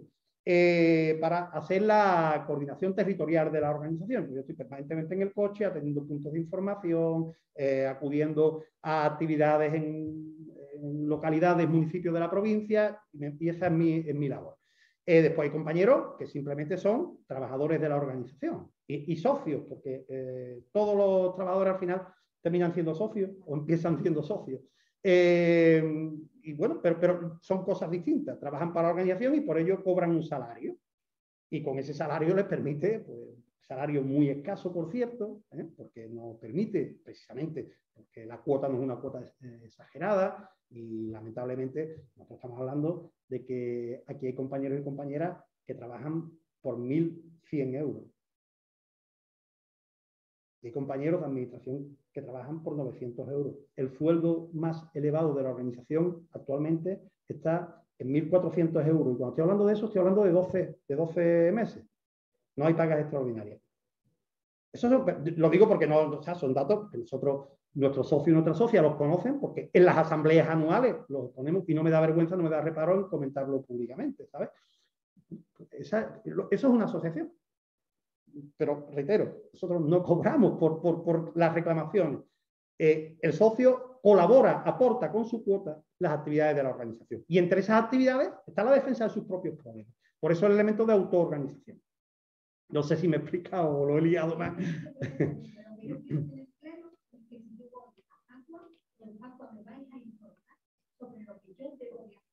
Vosotros no me lo vais a hacer. Soy yo, si no quiero depender de vosotros, quien tiene que mover esos pasos. Correcto. El problema es que yo no soy nadie y vosotros sois una empresa de categoría. No somos una empresa. Una entidad. Una comunidad importante a quien le van a respetar mucho más que a mí, que soy una consumidora. Eso es lo que me quieren decir. Bueno, eso es lo que usted interpreta, que yo lo puedo compartir, pero no es, yo no quiero decir exactamente eso, quiero decir más cosas. Pero bueno, esa interpretación que usted hace es correcta. Es correcta. Correcto. Correcto. Sí. Bueno, aparte de que los socios contribuyan con su cuota al sostenimiento de la federación y tengan derecho a que los asesores o les tramiten sus reclamaciones, ¿qué más incluye el hecho de ser socio de FACUA? ¿Qué más incluye el hecho de ser socio? ¿A qué tienes derecho? Sí. ¿O a qué tienes acceso? Bueno, Ventaja, aparte de las que sí, pues bueno, en este caso particularmente los socios de FACUA tienen dentro de la página web de la organización, tienen un apartado de acceso personal donde pues tienen informaciones más específicas de sus conflictos, de las reclamaciones que ellos mantienen. Después, a través de tanto SMS como correo electrónico, remitimos información a través de revistas digitales, informaciones que vamos generando a nivel de información, pues se le manda directamente. Se le informan de actividades. Cuando se convoca una actividad, pues generalmente a los socios a través del correo electrónico se les informa también, mira, vamos a celebrar esto, pues si queréis participar. No sé si se me ocurre algo. Bueno, y sobre todo, y lo más importante, el participar en la organización, o sea, en formar parte de la organización. Los socios determinan con su voto las actividades de la organización y el presupuesto de la organización. O sea, si un socio dice, no, mire usted, la cuota no va a ser de 84 euros, la cuota tiene que ser de 500 euros. Y el resto de compañeros y compañeras que participan en la asamblea lo votan, la cuota tendrá que ser de 500 euros a partir de ahí. Es una decisión democrática de esa asamblea. O sea, para mí, lo digo porque creo que es el elemento más, y curiosamente o lamentablemente, no es el más habitual. Nosotros convocamos asambleas donde acuden menos gente, o similar a la que estamos hoy aquí. En una organización con 6.500 socios, que acudan 7, 8 socios a una asamblea, a mí me produce tristeza. La mayoría de la gente dice, ¿yo para qué voy ahí si confío en ustedes, si me ayudáis y tal? Pues para participar. Pero no hay, lamentablemente a nivel social, hay una escasa cultura de la participación. Y la gente se suele conformar cuando ve que no hay problemas y si pertenece a una organización la cosa funciona. Pues bueno, no, pero yo creo que es importante, ¿no? Nosotros animamos a que la gente participe en las asambleas de socios porque es su derecho y yo diría que es su obligación. Pero bueno, libremente cada cual decide lo que quiere hacer. No sé si le he contestado más o menos. Sí, pero ahora, dígame. Sí, bueno, además de agradecerte la explicación tan clara que nos has dado de lo que es una asociación, para lo que sirve, se puede emplear para cualquier tipo de asociación, como en la que estamos ahora, por ejemplo. Me ha surgido una duda cuando has explicado el tema del arbitraje. En el sistema de arbitraje, porque una empresa voluntariamente se va a meter en un sistema de arbitraje. Pues mira, porque no va a ganar nada. Sí. Y es algo que no se fomenta suficientemente, por eso hay pocas empresas adheridas. Pero mira, ahí veis en pantalla, veis el distintivo ese naranja, ese es el distintivo oficial de arbitraje de consumo. Las empresas adheridas al sistema arbitral de consumo tienen el derecho a incluir ese logotipo en su publicidad, en su información, en sus establecimientos, de manera que podrían colocar en la puerta del establecimiento, este establecimiento está adherido al sistema arbitral de consumo.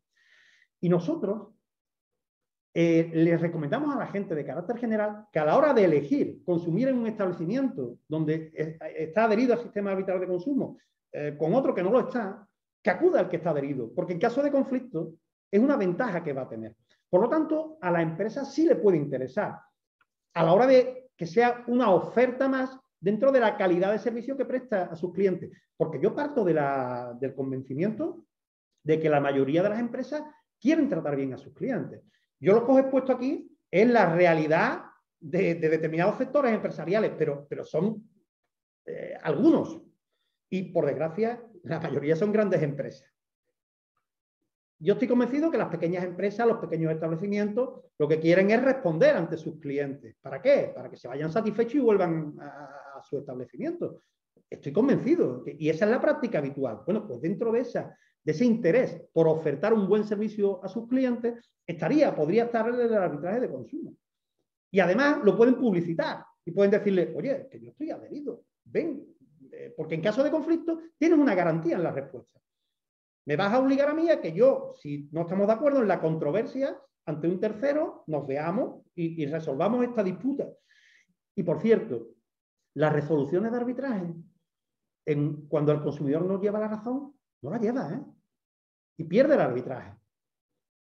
Lo que ocurre es que, lamentablemente, la mayoría de las ocasiones, cuando ya el consumidor va a arbitraje, pues va con un pozo de razón, ¿no? Y hay un número interesante que salen adelante y se resuelven favorablemente al consumidor. Pero si el consumidor pide un disparate, el arbitraje no se lo da, ¿eh?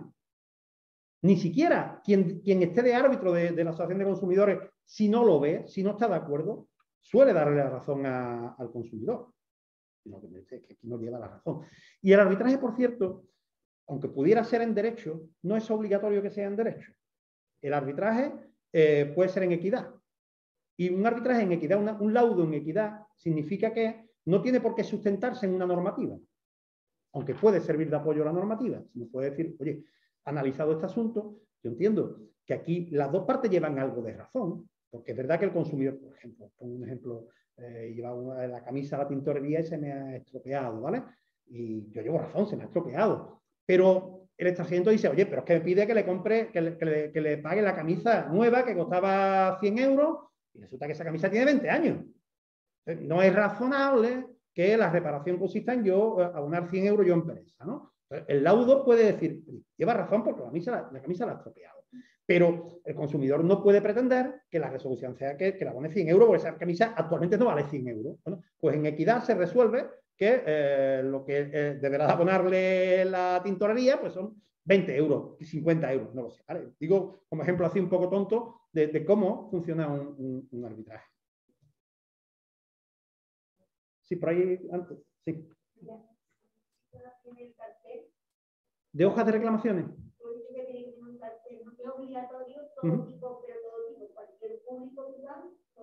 Sí, sí. Vamos, todo.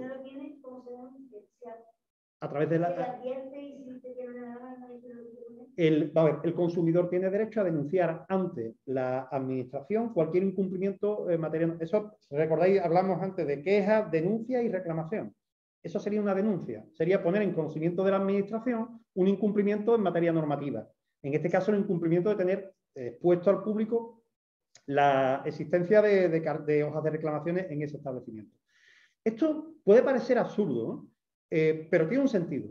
Y es que a día de hoy, por desgracia, no todo el mundo sabe que los establecimientos tienen la obligación de tener hojas de reclamación. Entonces, a día de hoy sigue siendo lamentablemente necesario que exista ese cartel. Pero no tengo el cartel, ¿para qué? Si yo lo tengo. Pero tengo la hoja de reclamación, pero no tengo el cartel. Pero sí es obligatorio tener el cartel.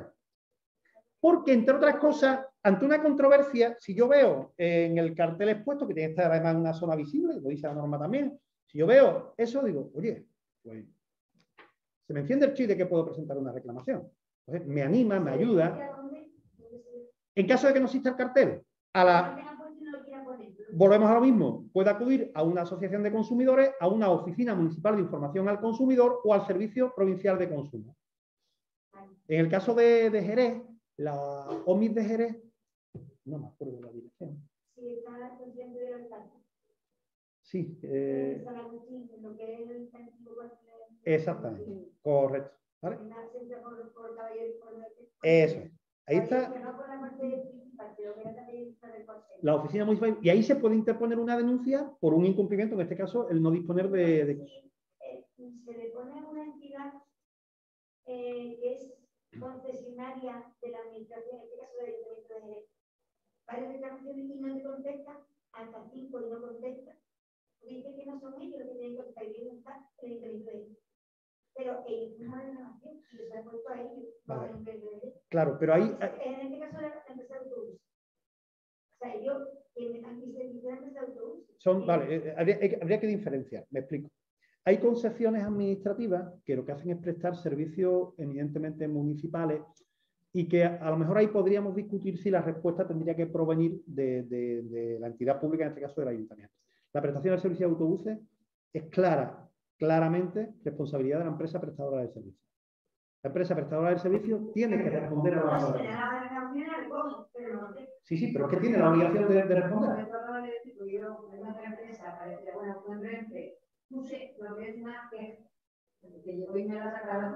Perdón, pero te interrumpo un momentito y ahora continúa por una razón. Renfe, ¿recordáis que antes puse yo excepciones a disponer de hojas de reclamaciones? Renfe era una de las excepciones antiguas.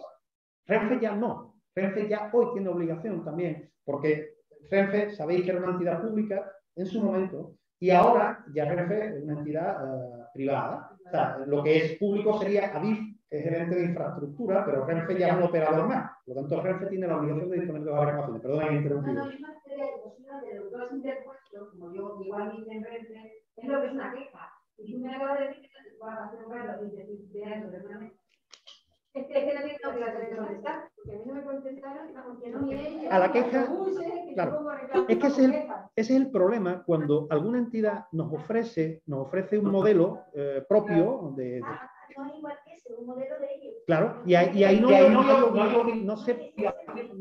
Claro, es que ahí no se produce, es que entonces lo están haciendo mal. No te deja elegir el servicio municipal, o sea, la empresa que presta el servicio de autobuses en Jerez, que por cierto, hoy mismo hemos denunciado a la empresa de Jerez, a otros municipios, porque no disponen de un teléfono gratuito. Eso lo digo porque lo hemos hecho esta misma mañana. No, pero que además tiene que ser gratuito, es una obligación la prestación de servicio. Ese modelo es el oficial de la Junta de Andalucía. Es que avisa, muy sencillito, policía local. La próxima vez que...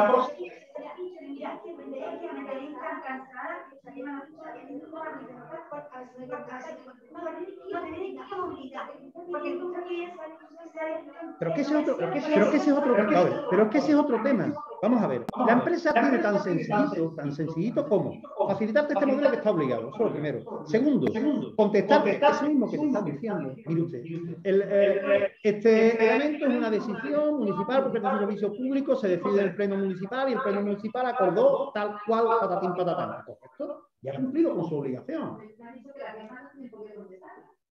No, pero estamos hablando de que ella quiere interponer una reclamación. No sé. No, yo una reclamación. Mi madre no quiere juzgado. Mira, si no me contestáis, yo le digo directamente juzgado por indecisión. Y el juez que llame al ayuntamiento de antes del consumo igual. Pero antes de eso, denúncialo a la administración de consumo, porque la empresa de autobuses tiene la obligación de disponer de libros de reclamación. Todo, denúncialo todo.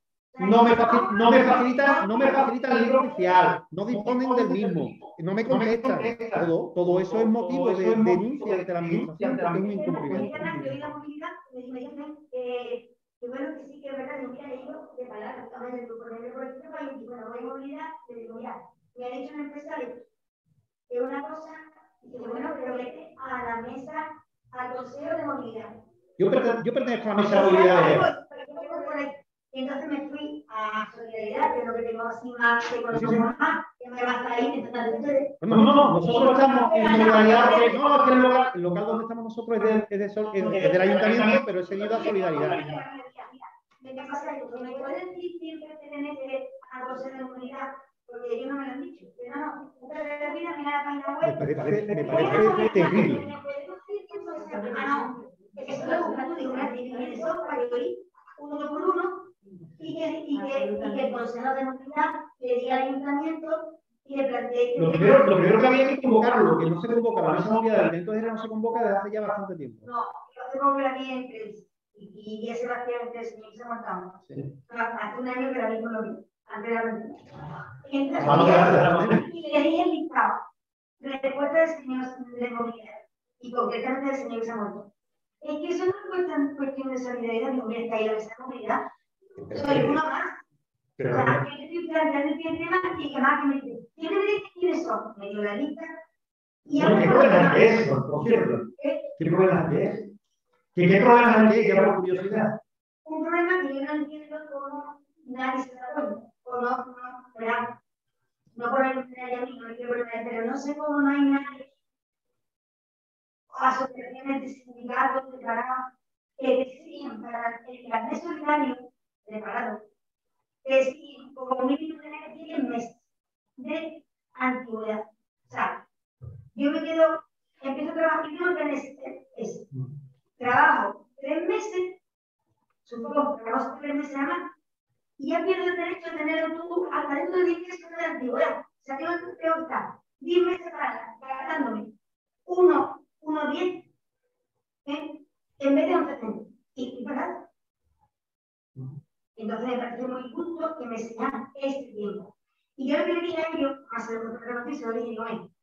La respuesta, bueno, cuando después de mucha movilidad conseguía ganar, bueno, por lo menos la necesito hablar con un señor que me lo explique, no con un administrativo que está abajo, o con secretarios, porque no conseguía traspasar a este señor que estaba abajo.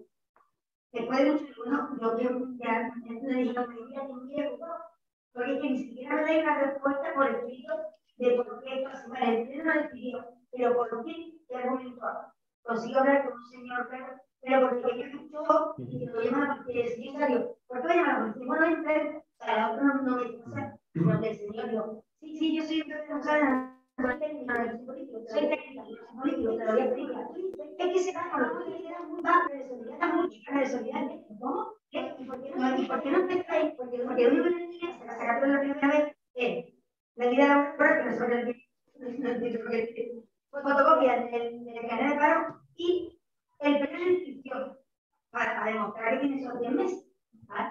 Solo esas 3 cosas. Miren, en vez de tener esas 3 cosas nada más, y claro, ahí se cuela mucha gente, porque no pides el empadronamiento. ¿Cuánta gente trabaja en esa familia? Yo conozco gente de mucho dinero, con muchos ingresos de una parte de otra, que uno trabaja muchísimo, gana 3.000 euros mes, 4 o 3 años, y la otra parte, tengo que ser la mujer hombre, tiene que dar esos dinero. Entonces, me parece injusto que una persona que tenga que dar esos dinero cuando otra miembro de esa unidad familiar tiene muchos ingresos, que no estoy pidiendo eso. No pedí la declaración de la renta. No pedí donde aparecen los ingresos, si tienen dinero en el banco, si tienen las propiedades. No pedí nada, ni el catastro. O sea, y se lo pedí, digo, a gente que. O sea, que aquí va a tener demasiada gente pidiendo el carnet de solidario. Y que la Iglesia no puede pagar a tanta gente el carnet solidario. Aquí hay un debate mucho más amplio. Sí, y es que los servicios públicos hay que pagarlos. Sí, pero hombre, lo que yo quiero decir es que sea justamente la persona que realmente le culpa, que pida más papeles, que pida más documentos. Si yo le entiendo la. Además, otra cosa se llama certificado de presión social, que lo tiene el Ayuntamiento de Jerez, que porque están ayudando alimentos a nuevo alquiler. O esa persona que tiene certificado de presión social, que tenga más puntos, o sea, que tenga más facilidad para que se carnet de solidaridad. Eso ya son. No, entonces, y yo hablé con ustedes, con Pablo. O sea, veo una señora que está aquí, me tomó nota, me dio el correo que tengo y no me había contestado. Como miembro del Consejo de Movilidad, no para que ustedes me solucionen el problema, sino para deciros que cuando se reúne la mesa de movilidad, lo digáis. O sea, la mesa de movilidad, que es un consejo, la mesa de consejo, y que me dice rápidamente, es que nosotros, ¿qué podemos meter? Digo, para tener poder en paso existir, porque hay muchas cosas. Aquí la cuestión, primero, tendríamos que tener clara, que yo, con lo que usted me dice, partida no tengo claro cuál sería la alternativa. Ni siquiera si es una alternativa viable, habría que hacer un estudio y un análisis de la propuesta en sí. Bueno, pero que me dijo que fuera dos partidos de ellos. Y el político, los sindicatos, asociación de discapacidad, o sea, a todas esas personas, o sea, ya se discapacidad no, pero discapacidad que son de movilidad, que tienen un cambio más, el sur de discapacidad. Pero ellos no tienen un año de estar capacitados para es la norma que se estableció.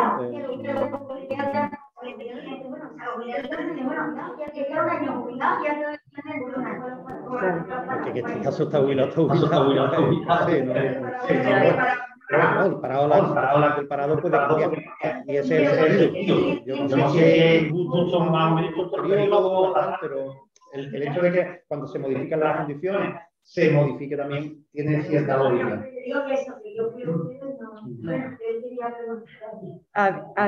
Hay una pregunta pendiente que nos habla de cómo se demuestra que lo consumido en energía eléctrica es lo que aparece en la factura. Bueno, sí, no. Tiene una respuesta. La respuesta fácil es que es a través del contador. El contador establece los kilovatios que existe la instalación eléctrica consumida. Y esos kilovatios, esos números de kilovatios se traducen en euros en virtud del contrato que la persona consumidora haya firmado con la empresa comercializadora. Esa es la respuesta sencilla. Pero quiero complementar dentro del sistema de partida. El sistema es un sistema garantista. O sea, el aparato de medida, que es un contador, mide, insisto, los kilovatios. Si existe un defecto, un problema en ese contador, el usuario tiene derecho a la verificación del mismo. Y además, esa traslación de lo que marca el contador tiene un carácter de continuidad en la factura. De manera que nosotros podemos coger nuestra factura y podemos comprobar cómo, de mes tras mes, o cada periodo, si hace más de un mes, cada periodo de facturación, tiene que empezar diciendo la lectura anterior y la lectura actual. De manera que podemos comprobar que efectivamente los kilovatios que nos están cobrando tienen un concepto de continuidad. Podemos ir al contador y verificar que efectivamente el número de kilovatios coincide más o menos con el de la última factura, con lo cual podemos estar tranquilos de que lo que dice el contador es lo que nos están facturando. Si lo que tenemos dudas sobre la lectura del contador, insisto que podemos pedir la verificación. Y por último, si lo que estamos es discrepante con los euros que me están cobrando por esos kilovatios, ahí tendremos que irnos al contrato para ver las condiciones que hemos pactado con la empresa y comprobar si efectivamente los kilovatios que el contador determina nos están cobrando, nos están facturando al precio que se establecieron en el contrato. Ese es el concepto de lectura y garantía en cuanto a la lectura y traslación a la factura. Todo lo demás del servicio eléctrico, como dije antes, da lugar para una charla de 3 horas, porque tenemos un problema muy serio en este país, y es que estamos expuestos al poder de las 6 grandes empresas del oligopolio eléctrico, que son las que están fijando de manera torticera el precio. El problema que tienen los consumidores no es de kilovatios, no es de lectura, es de precio de la electricidad. Y el precio de la electricidad, no voy a entretener mucho en esto, pero es un precio que hoy por hoy permite la intervención torticera de las empresas del sector eléctrico que tienen intereses en todas las fases del sistema eléctrico, generación, transporte, distribución y comercialización. Y que además, al tener participación en todas las fases del sistema, se pueden permitir el lujo de incrementar precios en la fase de generación, perdiendo en comercialización, la competencia de las pequeñas empresas. Por tanto, una actitud absolutamente contraria a la competencia y al mercado. Y yo no soy, no tengo mis posiciones ideológicas no están ligadas al liberalismo económico, ¿vale? Pero si yo fuera un liberal empedernido, evidentemente me quejaría terriblemente del sistema de valoración de la competencia y de la fijación de precios en el mercado. No existe competencia. Estamos en manos de un monopolio. Ellos se lo quitan. Lamentablemente, los procesos de liberalización de los sectores energéticos en nuestro país han supuesto una desregulación. No ha sido una liberalización.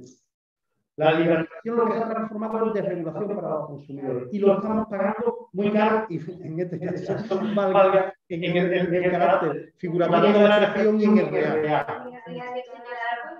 Porque estoy siempre pasando para el efecto de yo te quería preguntar una curiosidad, si se puede. Hay otro comentario sobre la costumbre, entre comillas, de no enviar la factura, que es ocurriendo últimamente. Es una obligación de todas las empresas que prestan servicios de enviar facturas y además en papel. Se puede sustituir voluntariamente por el consumidor ese envío en papel por otro formato. Que puede decir, mira, ahorra su coste, ecológicamente, no, si el consumidor tiene capacidad técnica de comprensión, pero el consumidor puede exigir que la empresa envíe de carácter gratuito la factura en papel. Porque es el elemento garantista de control del servicio que nos están prestando. Es más, en materia eléctrica existe la factura. tienen unos conceptos obligatorios regulados por la ley del sector eléctrico, que establece qué es lo que tiene que contener una factura para darle garantía al consumidor en cuanto al control de la gestión de su consumo. Los dos elementos que el consumidor tiene siempre, ¿vale? En cualquier servicio, en cualquier actuación económica, de compraventa, de bienes y servicios, es el contrato y la factura. Son los dos elementos, después hay otros, pero esos dos elementos básicos. Y el consumidor, por cierto, tiene el derecho, pero yo diría que tiene la obligación de pedirlo siempre. Digo esto porque eso se está trasladando, lamentablemente, pero en materia de telecomunicaciones es la regla. Lamentablemente, cada vez es más habitual que el contrato se celebra telefónicamente, que es legal, ¿vale? Pero el concepto de contrato tiene que prevalecer, el contrato tiene que consolidarse en algún formato. Si es en papel con mi firma, con la firma del que contrata, la autorización, la aceptación de esas condiciones. Si no es en papel, es un formato audio. En el audio tiene que establecerse la aceptación por parte del usuario de ese contrato y de esas condiciones. De esa grabación tienen que establecer las características fundamentales de ese contrato y la aceptación del usuario de esas características. Y tenemos que tener una copia de ese contrato. Y si ha sido un audio, tenemos que tener copia del audio. Y tenemos que pedirlo. Porque cuando existen discrepancias, tenemos que irnos para saber qué es lo que tenemos contratado. Y compararlo con la factura. Por eso digo yo que son dos elementos fundamentales y que tenemos que exigir. Entonces, en este caso, que es cierto que cada vez es más habitual que distintas empresas, entre ellas la del sector eléctrico y la de telecomunicaciones, ni os cuento, no nos manden facturas o no nos manden contratos. Son dos elementos fundamentales que los consumidores deberíamos exigir siempre. Muy bien, pues no hay más preguntas. Sí, una curiosidad. Como sanitario que soy partidaria acérrima, diría yo, de la sanidad pública, siempre, incluso de la exclusividad de los servicios separados. Te iba a hacer una pregunta sobre las compañías, ya se han juntado las compañías de seguros y las compañías de seguros médicos. ¿Cómo van a costar? Pues te lo puedes imaginar. Mira, con me agrada enormemente que me hagas esta observación, porque aprovecho para daros mi opinión. Evidentemente, en estas cuestiones pueden surgir discrepancias, ¿no? Y no hay por qué estar de acuerdo con lo que yo voy a señalar, pero os lo traslado con absoluta contundencia en mi opinión y voy a intentar aportar algún dato al respecto, porque no estamos inventando nada. El sistema sanitario privado o concertado ya existe. Hay países, el nuestro ya lleva un tiempo, lamentablemente, el señor Aznar elaboró una ley que permitió la entrada del sistema privado en un servicio que en origen era plenamente público. ¿Puede haber servicios sanitarios privados? Evidentemente. ¿Qué riesgo tiene eso? Que estamos hablando de salud. Y estamos hablando que los costes sanitarios son diferentes en virtud del proceso. Si usted es sanitaria o tú eres, si tú eres sanitaria, pues evidentemente tendrá mucho más elementos de juicio que yo. Pero hay procedimientos sanitarios que tienen un altísimo coste y que desde la vía privada no se sostienen. Y eso significa que en un sistema de convivencia público-privada o plenamente privada va a haber gente que va a morir porque no tiene posibilidad de ser atendido por el sistema sanitario que se establezca, el que sea. Nosotros desde FACO apostamos por un sistema plenamente público, que es el único que garantiza la equidad y el acceso universal de todas las personas al sistema sanitario. Mi madre tiene, lamentablemente, que ha superado dos cánceres ya, la pobre. Los tratamientos oncológicos, corrígeme si me equivoco, son tremendamente caros. Los tratamientos oncológicos los puede facilitar el sistema sanitario público, porque cuando las compañías privadas que hoy por hoy estamos encontrando en multitud de anuncios y que nos animan a irnos a ellos porque vamos a obtener un mejor servicio, que yo tendría mis dudas, pero bueno, vamos a darle la oportunidad de la duda, ¿no? Que efectivamente presten un buen servicio, nos atiendan rápido y nos atiendan bien, que insisto, que yo podría poner ejemplos contrarios a ese escenario, pero vamos a ponernos en que funcionan así, ¿vale? Que funcionan extraordinariamente. Cuando yo vaya con mi contrato de seguro médico, le diga, mira, yo el problema que tengo es este. Yo necesito este tratamiento. Y ahora pueden pasar dos cosas. Que la empresa casi diga, esto no está en las coberturas. Ya vaya usted saliendo de aquí. O que esté en la cobertura. Y cuando me atienda la cobertura y el siguiente año vaya yo a renovar el seguro médico, me dice, señor Cifredo, adiós con la manita. Usted no es bienvenido en esta compañía porque usted es un personaje que le va a costar a esta compañía dinero. Y nosotros estamos aquí para ganar dinero. Por eso, y como un escenario que conocemos, no estamos inventando nada, hay países que tienen esta figura de manera consolidada y sabemos cómo funcionan. Yo recomendaría algún documental al respecto. No me acuerdo, hay uno que... no me acuerdo ahora mismo, si ese caso lo paso si tenéis interés, que pone de manifiesto este escenario absolutamente lamentable. Yo tengo un amigo íntimo que el padre es puertorriqueño, médico, jubilado, con una situación socioeconómica elevada, que terminó en la ruina de un proceso en un oncológico. Tuvo que venderlo todo, en Puerto Rico. Sistema sanitario privado. Porque la compañía de seguro, él tenía seguro, ¿eh? La compañía de seguro te cubre hasta aquí.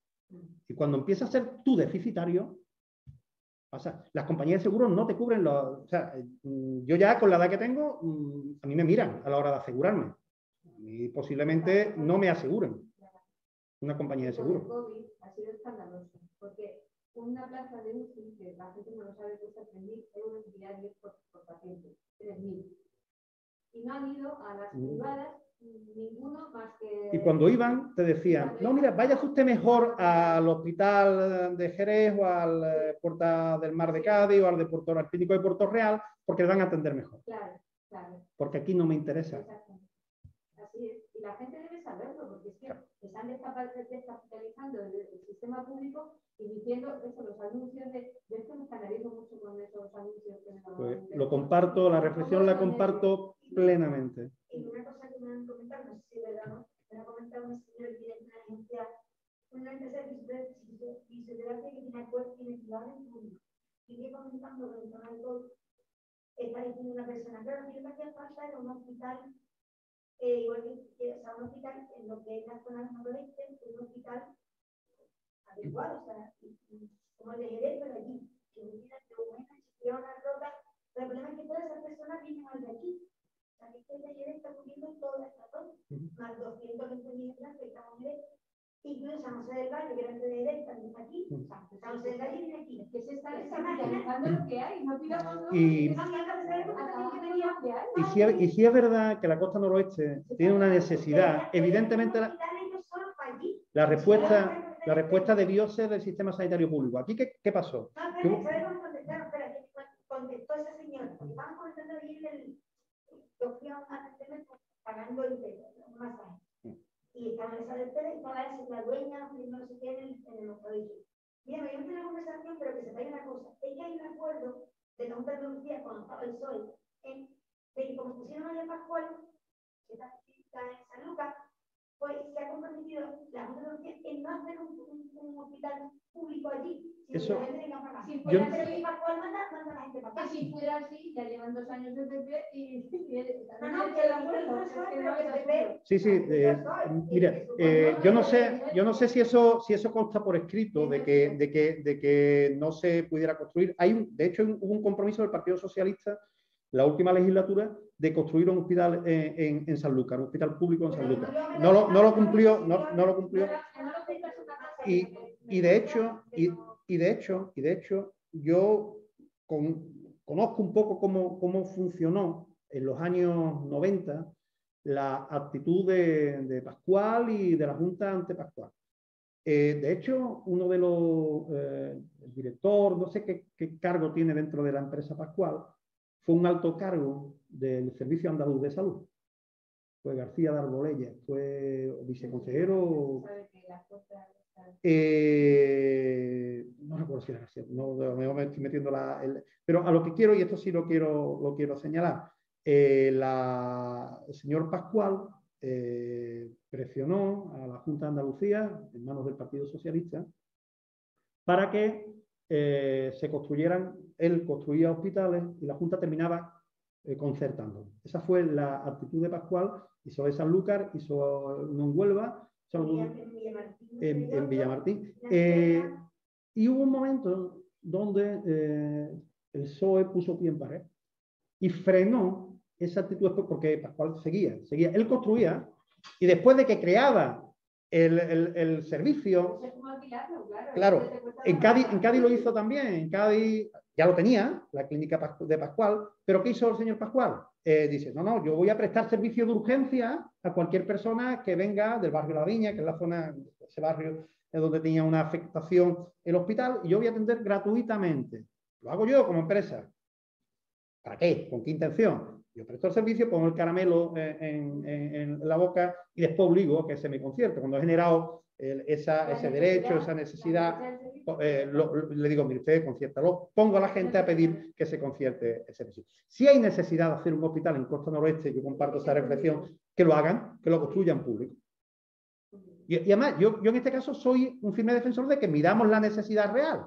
Quiero decir, si no hay que, por ejemplo, nosotros cuando se quiso decidir hacer un hospital en Cádiz, bueno, es necesario hacer un hospital nuevo en Cádiz, teniendo San Carlos, teniendo el Puerta del Mar, que no lo sé, que a lo mejor sí, ni siquiera llego a decir que no, pero valoremos, porque son unos costes. Pero ya tienen doble población en Cádiz. Unidos a José del Valle, si lo quiero decir, pero es verdad que hay que medir lo que se puede hacer y lo que no, porque eso cuesta una pasta. Sí, pero que no es lo que es Cádiz, que es la mitad de población. Pero que toda la población lo que tenía que hacer es presionar para que no cuando se hace con la sanidad pública. Eso es lo que yo creo. De hecho, decir a la gente desde las asociaciones civiles muchísimo. Nosotros lo decimos constantemente. Por eso lo digo, es tan importante que haya asociaciones civiles que sean fuera de partidos políticos, porque los intereses son los de los ciudadanos, no son otros. Esa es la importancia de asociarse. Esa es la importancia de la asociación civil. Por eso decía yo antes, cuando hablaba e intentaba explicar la figura la tipología del movimiento de consumidores, yo señalaba que hay asociaciones de consumidores que se dedican a tramitar reclamaciones de los consumidores, que es perfecto, ¿no? Extraordinario. Y otras que además de hacer eso, tratamos de, equivocándonos en algunos casos, intentamos cambiar cosas porque creemos que es necesario cambiarlas. Tenemos muchos intereses en contra de lo que son los individuos o los civiles o los ciudadanos, y necesitamos esa fuerza. Y sobre todo, mira, perdonadme un apunte en este sentido, mucho cuidado cuando a los consumidores nos convencen y nos tratan de convencer de determinadas cosas que son mejores para nosotros. Yo pongo un ejemplo por quitarlo de la sanidad. Sector comercial, cuando dicen liberalización de horarios comerciales. Eso es bueno para los consumidores, ¿eh? Que tengamos las grandes superficies abran cuando quieran y tal, eso es bueno. Y tú puedes caer en la tentación de decir, es cierto, a mí como consumidor me interesa que haya más horas de... Pero claro, si avanzamos un poco más en el análisis, que es lo que intentamos hacer nosotros y trasladamos, esto es discutir, insisto, todo esto puede conllevar posiciones contrarias, ¿no? Y a lo mejor nosotros somos los equivocados, pero os traslado mi análisis. El día que las grandes superficies comerciales se coman al pequeño comercio, que lo terminarán haciendo si se les permite la liberalización de horarios comerciales, que el pequeño comercio terminará cerrando porque no tiene capacidad para competir, porque la limitación, fijaros, cuando hablamos de liberalización de horarios comerciales, estamos hablando de una falsedad. Ya existe, los horarios comerciales están liberalizados para los pequeños establecimientos. Yo tengo un establecimiento y abro cuando quiero. Tengo libertad horaria. Quien no tiene libertad horaria son las grandes superficies que tienen un sistema de equilibrio para permitir la pervivencia del pequeño comercio. ¿Dónde está la trampa? El día que el pequeño comercio caiga, ya entonces no habrá competencia de precio. La competencia de precios que ahora mismo las grandes superficies tienen, juegan con ellos, ponen precios más bajos para ganarse determinados clientes, ¿vale? Cuando no exista el equilibrio, en la otra parte, veremos los precios. Eso está pasando en el sector eléctrico, que es a lo que me refería antes. Es que el mercado, hay espacios donde funciona y espacios donde no. El libre mercado me refiero. Hay sectores donde puede funcionar. Yo no, ya digo, no soy liberal, pero bueno, puede tener su criterio y su funcionamiento. Pero hay sectores donde es imposible, no puede funcionar. Y además destruir el tejido social y el empleo. Claro. Es que es un montón de gente. Y que requiere un equilibrio, requiere claro. una ordenación. Por eso yo hablaba antes que los procesos de liberalización no han sido plenamente de liberalización, han sido de desregulación. Lo que se pretende es desregular. Lo que se pretende es que la administración no controle a las grandes empresas en servicios fundamentales para la ciudadanía. Por eso me refería. Y luego se escandalizan porque queremos hacer una banca pública alguna. Ya está, ¿vale? Muy bien. Una banca pública que ya existió, ¿no? Que ya existió, sí. Y que lamentablemente hubo malos funcionamientos, malas prácticas, lamentablemente, porque nosotros creemos también firmemente en que tiene que haber una banca pública que garantice. Fijaros, por eso ponía yo el ejemplo, sin entrar en la banca pública, la necesidad de que el Estado intervenga en el sector bancario. Lo que os he comentado al principio de la intervención de las cuentas de ahorro, las cuentas de pago básicas.